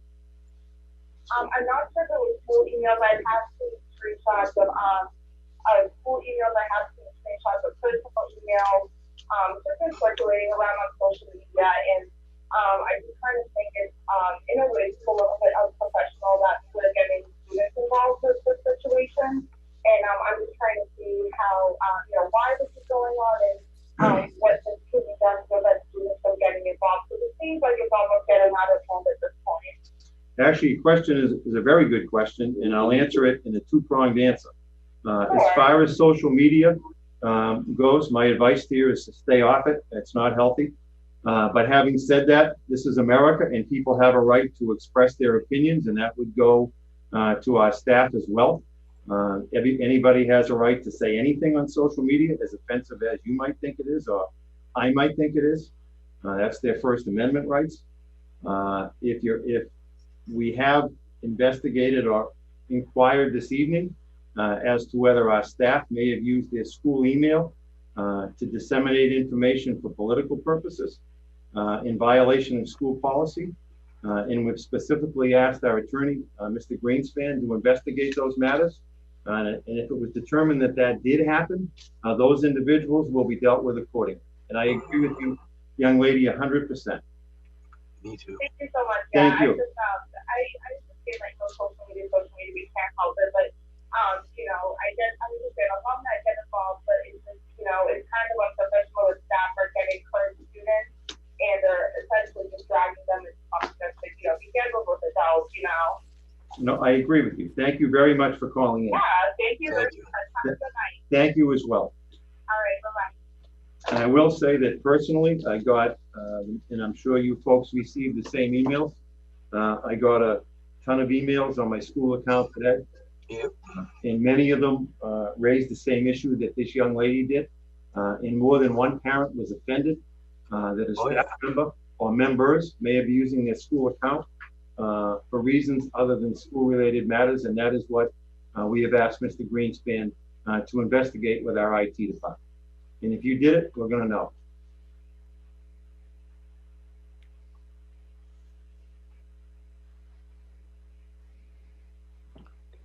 (9:22) and we did allot 15 minutes for calls. And in order to keep the rest of the meeting uninterrupted, I am going to remove the phone from the hook. Sounds good. Superintendent's report, Ms. Haddon. So just budgetary wise, I met with the Workout FinCom on April 14th. We did a Zoom meeting with them, and they have voted to support our budget. On April 22nd, I did a WebEx with Burlington Raising Means, and they have also unanimously supported our budget. At this point, we're waiting to hear the news from the state. They're hoping that they will be able to give us some information within the next couple of weeks. And if our member towns cannot have town meetings before June 30th, the state, DESE, and DOR will be appointing a 1/12 budget for us. There's information that I'm currently gathering for them in order to have everything submitted to the state by June 1st. Currently, our towns have rescheduled their town meetings. I think Bedford is the earliest as May 4th. I don't know if anything has changed on their town meeting. But the latest is scheduled in Tewksbury, June 22nd and June 24th. So as a precaution, I will be submitting everything, like I said, to DESE by June 1st, just in case the towns cannot hold town meeting. But I will keep you all posted at that point. Wilmington's scheduled 20th. Elections. It's elections. Wilmington, they, May 30th, they said for their time. And again, I don't know if anything changed, but we are watching those dates, and I attend weekly and bi-weekly phone calls with the state between DESE and DOR to provide guidance for us to move in our budget forward. But so and that, I shared with everyone today some great things our vocational staff are doing right now. We've been sharing the academic side, but one of the things that the Ways and Means and FinCom asked us specifically around the vocational programs, since it's hands-on and then in the building. So I know Dave Northwoods has been working with a lot of other vocational schools. So not only did he provide some information about what we're doing, but on the end there was a link, and that's something that's been shared amongst all the vocational schools. So anyone can go online and look at it.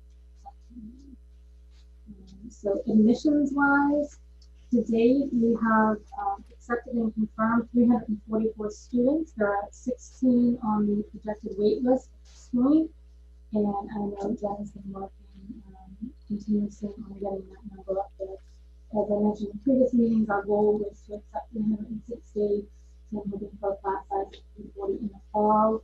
The good news is that Bedford's up again, and Burlington's up. So I did share with Ways and Means that they will be finally over their 10%, which they do support. They supported us, but it's good news going forward. The numbers will be up 37 students with all in this with 2 inside. And that's moving on. And that's all I have. Thank you. Can I ask a question? Melanie, can I have a question? Ronnie? Yeah, Melanie, the Billerica numbers, I'm sorry, I didn't hear you. How do we turn out with Billerica? So if the numbers hold true, Billerica would lose another 22 students. Down 22. That's not bad. Not bad. Correct. I thought it was going to be doom and gloom. Yeah, we had been losing 30 plus. It would only be down 22 if these numbers stay. Okay. And the other question I have, I don't know if this is the right forum. With the cancellation of spring sports, the coaches are still being paid, I assume, right? No, they have not. Will they be? I was just wondering. What's going to be the policy on that? So one of the things that Mr. Bagney and I have discussed is, it's my understanding that they do some work pre-season. So we've asked them to provide supporting documentation of what they've done, and we will pay them based on that. So they will not receive a full season. Okay. They will receive a portion based on what they've done. Okay. That's I've talked to some other ADs. That's the general feeling out there. I feel bad for these coaches who count on the money or whatever. But I mean, we never thought that spring sports would be canceled. And we either pay them, so you're not going to pay them in the 3 installments then. Am I understanding that? Correct. Thank you. I actually had a question about, I read the thing with the trades and what a great program that is, what they're doing. And the academic side, are we following the guidance from DESE? Is that how we're doing it? And so DESE gave no guidance for vocational schools.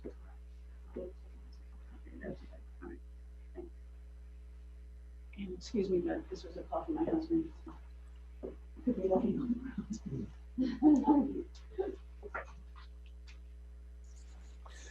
Okay. Outstanding job as always on the budget, and I think I speak to the entire committee when I thank you for that. Personnel Subcommittee, Mr. Gills. Yes, Personnel Subcommittee met actually the last 2 meetings to review the non-union salaries. There are 45 positions. What we decided to do is to go along with, and voted unanimously to go along with what the teachers received. That's a 3% raise for all of those positions.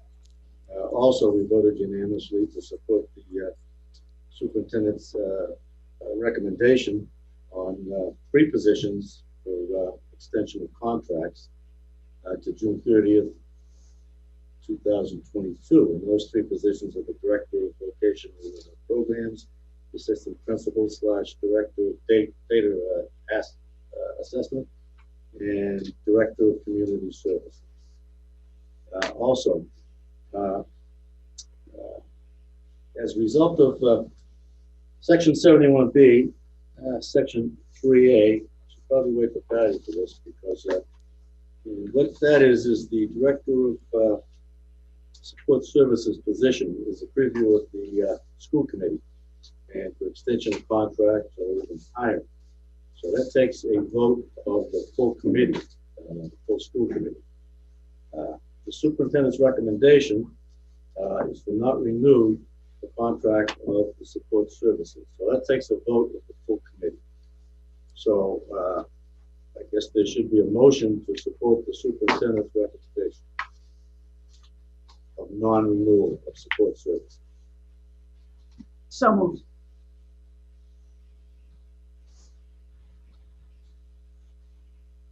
Is there a second?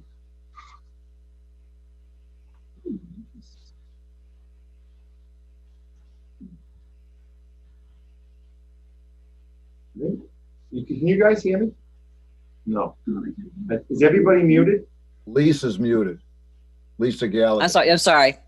That's for non-renewal, right? Right. Yes. We have a Yeah, motion looking for a second on non-renewal. Second.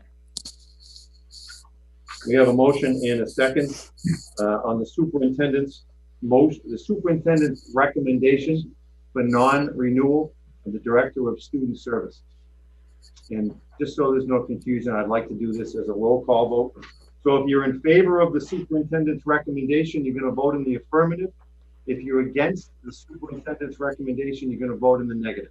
Are we skipping the end of discussion? Do we get to have clue as to why we're voting one way or the other? I haven't been privy to any of this. I would leave that to the superintendent, but I think that's well. I am really having a hard time with the audio. I think I need a hearing aid. This is not working for me. I don't want to vote on what I don't understand, so I'm sorry. I'm not clear on this. I'm not clear on anything that's coming out of the conference room. I made a motion to. I heard you. Oh, okay. But not the comments from Mr. Gillis. Oh, by law, Nancy, the school committee appoints and rehires. Yes, I know. So that takes the superintendent recommended to the school committee not to rehire. So that takes a vote of the full committee to either support that or reject that.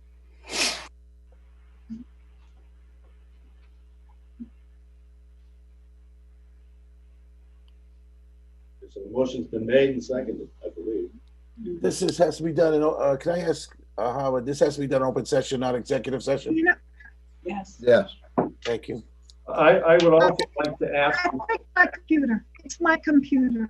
It's breaking down, so just ignore me. Never. I think Mr. McIntyre asked a question, and I think it would be appropriate for Mr. Greenspan to give the answer of what is debatable in open session. I would leave it to the superintendent's recommendation. This is one of the few positions that in ed reform, for whatever reason, back in 1993, this position wasn't included in most of the other positions that leave the hiring process to the superintendent of schools when it comes to personnel decisions. The advisory on school governance that was issued by the Department of Education in 1993 did make a recommendation in connection with this position that as the school committee being similar to a board of directors, they should seek the input in this position and the recommendation of the superintendent of schools relative to hires and non-renewals. So your recommendation from the superintendent, who is your chief executive officer, is to not renew the contract. And I think there shouldn't be I would not advise a discussion as to the particular personnel issues involved or privacy matters involved, and that the vote be limited to her recommendation.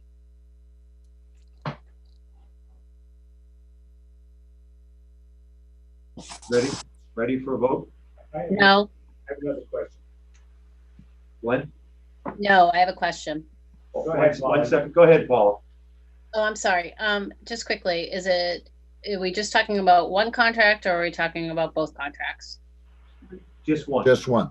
The other contract is not within our purview. Right. So the other one's not within our purview. Okay, great. Thanks. I have a question. If we were to, I really would like to have a little more info before I made a vote, but, and obviously I'm not going to get it. It's probably not wise for this to be discussed in public. I believe that's what he said. Yes, I did get that, and I'm not stupid. I understand that. Does this vote have to be taken right now tonight? I think the answer is no. Might it be more appropriate to postpone this vote so we can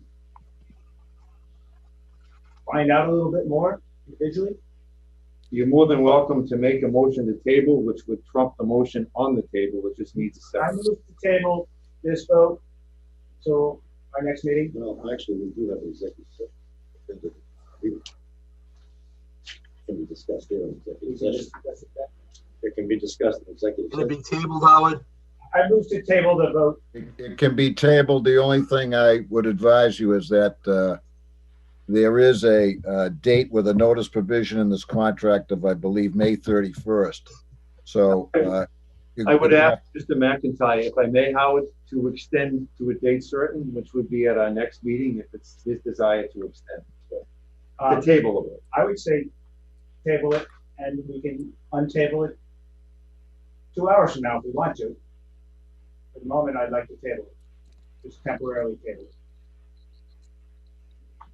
The chair would rule that your motion would be in order. If you tabled it to it, when is the May meeting date? May 26th. If you tabled it to a date certain, which would be Tuesday, May 26th. Okay, I move that we table this vote till Tuesday, May 26th. So we have a motion to table, and we have a second? Second. We have a motion and a second to table the motion to May 26th at Mr. McIntyre's request. The motion to table is non-discussable. It's a yes or no vote. And we'll take a roll call vote, and Ronnie, we'll start with you. Yes or no? Oh, No to table? correct. Mr. Gallagher? Yes. Ms. Asbedian? No, Lisa? No. Mrs. Muse? Just Paula. Oh, I'm Paula. I apologize. Paula? Yes or no? Yes. I apologize. Yes. Thank you, Mrs. Muse. No.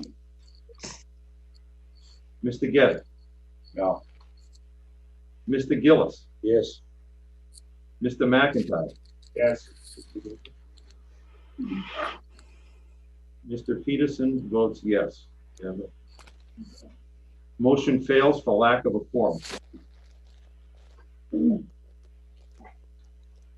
On the main motion, on the superintendent's recommendation. Did you get that? Did you get that up there? 5 and 5. Oh, okay.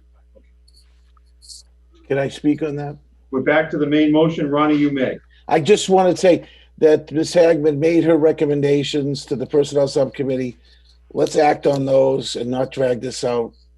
Thank you.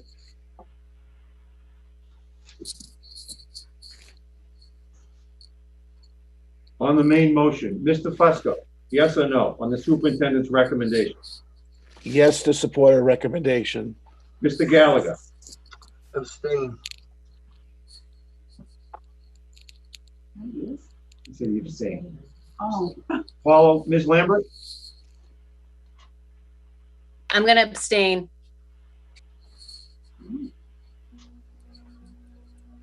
Mrs. Gallagher? I support the superintendent's recommendation.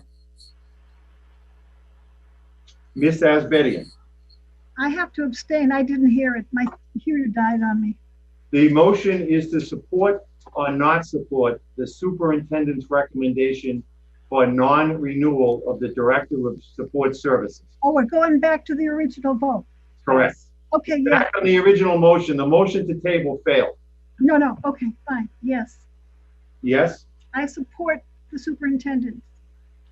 Mrs. Muse? yes. Mr. Geddes? No. Mr. Gillis? No. Mr. McIntyre? Abstain. Mr. Peterson votes no. 4 in the affirmative, 3 in the negative, and 3 abstentions. The motion fails for lack of a quorum.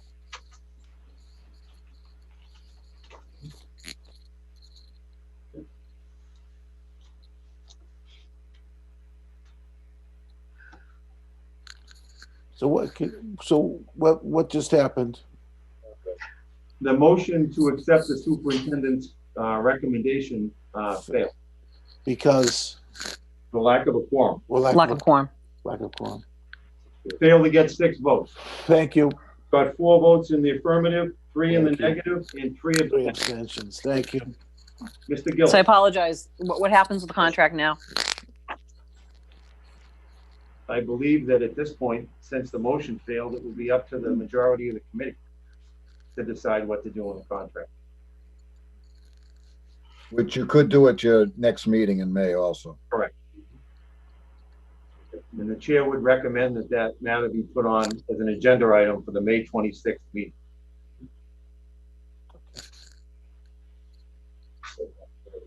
Okay?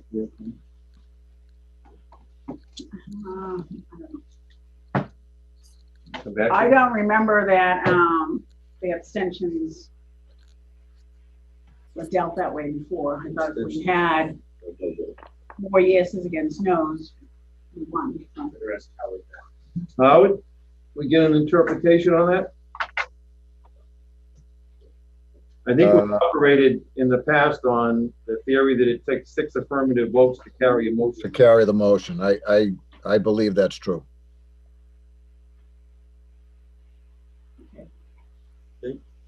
You can, if you go back to your chart, you can take it another way where it's a majority of those present and voting, which is not the methodology that we've always used.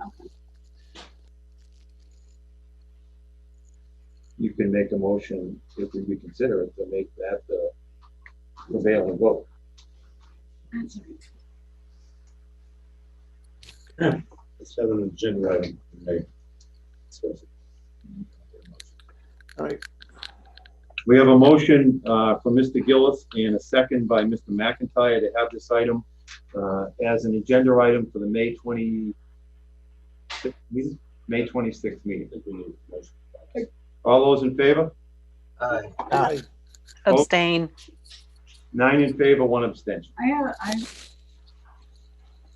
So this will be, Executive. this will be a discussion further on whether or not a contract will be given. I think the initial discussion, Howard, please correct me if I'm mistaken, since it's a contractual matter, could be an executive session.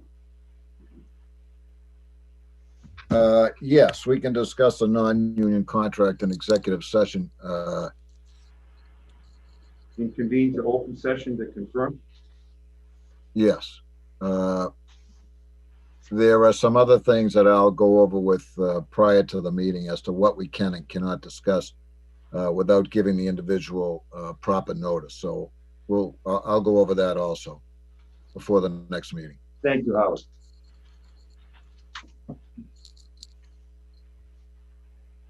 Agenda item number 11, we've already covered school choice, release of executive session minutes. I believe those are in the file.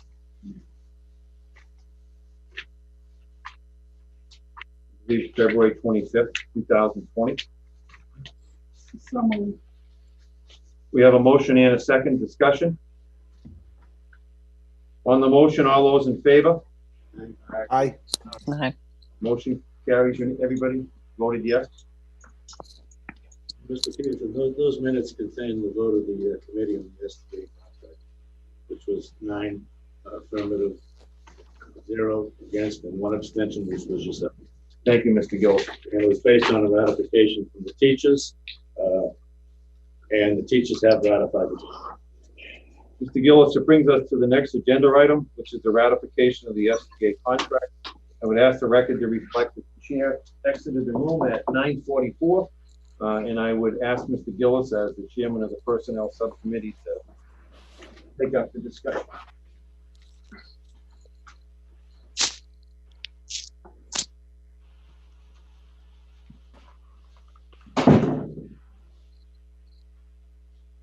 This contract was negotiated in good faith back in December, January, February, when the governor was trying to put another $350 million into the cities and towns. We all know with the pandemic, everybody has budget problems, but that's going on also to involve the police and fire department as well as teachers. So we voted 9-0-1, and I would entertain a motion to affirm that vote tonight. Motion to approve the STA contract. Second. Motion made and seconded. All in favor? Aye. Should have a roll call on this. I can't even see Ryan. Roll call vote, Ron.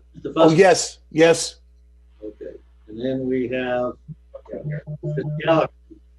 Yes. Paula? Yeah. Lisa? Yep. Who's left up there? Yep. I'm here. Yes. Yes. All right. Ms. Muse? Yes. Mr. Gary? Yes. Mr. McIntyre? Mr. Gillis, yes. The motion carries unanimously. The president of the union is here to sign the contract, and I would like to commend the teachers and the staff for all they've done during this pandemic. Nancy, did you vote? John, and they deserve. And I think all the parents at home that are trying to teach will agree that the teachers have certainly earned their rights. You vote, Nancy? No, I didn't, but that's. Somebody invite I Mr. don't Peterson think- back? Okay, Would you like to vote? I thought you said yes. sure, why not? I got nothing else to do. Jimmy, you forgot Nancy. I thought you said yes. I put it down as a yes. Put it down as a yes. I'm sorry. Nancy, you say yes? Nancy, was it a yes? Yes, Yeah, I put it down as a yes. I'll let Ron speak for me. I'm here for Nancy. I got your back. I got your back. Yeah. Oh, the Zoom thing. I can't wait to get back in a room and see people again. This is not easy, folks. This is. No, it's fine. Listen, embrace the technology. What would we do without it? We'd be on a conference call, Howard, right? Next agenda item is reorganization, which we usually do this time of the year with new members. I motion to table this. I second. Motion to table is non-discussable. Do we have a second? All those in favor? Aye. All right, motion carries unanimously. Oh, God. Table. Last day of school, Ms. Hagman.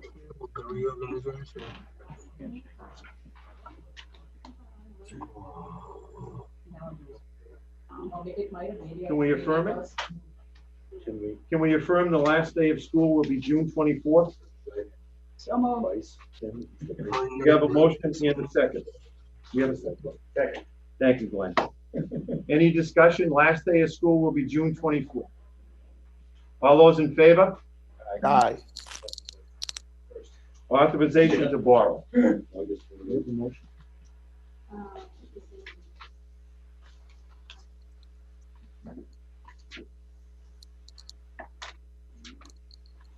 someone like to read the authorization to borrow? Would you like to make the motion?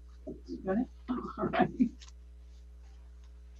Okay, I move that the district treasurer is hereby authorized under the provisions of general laws, chapter 71, section 16G, as amended by chapter 134 of the Acts of 1972, and with the approval of the chairman of the district committee, to borrow money from time to time in anticipation of revenue for the fiscal year beginning July 1st, 2020, and to issue a note or notes thereof payable within 1 year, and to review any note or notes as may be given for a period of less than 1 year in accordance with general laws, chapter 44, section 17. We have a second? Second. On the motion as read by Mrs. Muse, we have a motion and a second. All those in favor? Aye. Aye. Motion carried unanimously. Authorization to spend, Mrs. Muse. I move that the superintendent director be given authorization to spend district funds up to the FY 2020 approved budget amount set by the school committee, and be further authorized to purchase any materials in this fiscal year's budget that have been previously approved by the committee, and further to approve line item changes in the fiscal year 2020 budget. Second? Can I ask a question? Do you have a motion? Is it supposed to be 21? Oh, it's the current budget right now. Okay. Don't we do it in summertime for the? So we may need to, always agree to, as you know, this year we're gonna have line items. Okay. So I agree to some of the recommendations, some of them we've already approved. I know that there was some clarification, we need to revise. Okay. This time. All right. All right, now we need a second. Second. On the motion, all those in favor? Aye. Opposed? Aye. Motion carries unanimously. Position contract renewal. So moved. Well, second. We have a motion and a second to renew the contract of the school physician. Any discussion? All those in favor? Aye. Aye. Motion carries unanimously.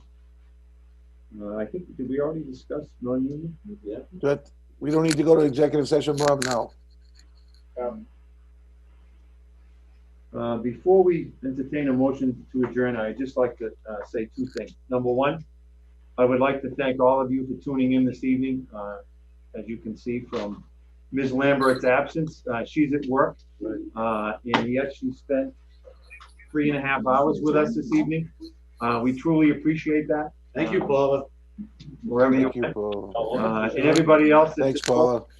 And I just wanted to make one comment. In the process that's gone on here over the last 7 months, I happen to have met an individual who was on your subcommittee, who I don't know. He happened to call the school one day and asked for my cell phone number, which Karen gave him after asking me. And he's given me many insightful comments into this process. Very, very intelligent individual. And I'm just thankful that he made his contributions because they were heard. And I'd like to thank everybody once again for joining us, and I will entertain a motion to adjourn. So, Mr. Chair, before you adjourn, could I just ask one question? How do we intend to move forward on negotiating with the superintendent-elect? I would suggest that Mrs. Muse contact the superintendent-elect, set up a meeting that's amenable to the superintendent-elect and the personnel subcommittee. And we may do it with after posting it obviously as an open meeting, which we'll go into executive session to discuss. I will probably do it the same way we're doing it now, Howard. So Okay. I would ask Patty to call Dr. Jackson when she leaves the meeting. Okay, good. Motion to adjourn? So moved. We have a motion in a second. All those in favor? Aye. Aye. Opposed? Let's go. Motion carries unanimously. Thank Be you. safe, everyone. Be safe, everybody. Stay All right. in a home.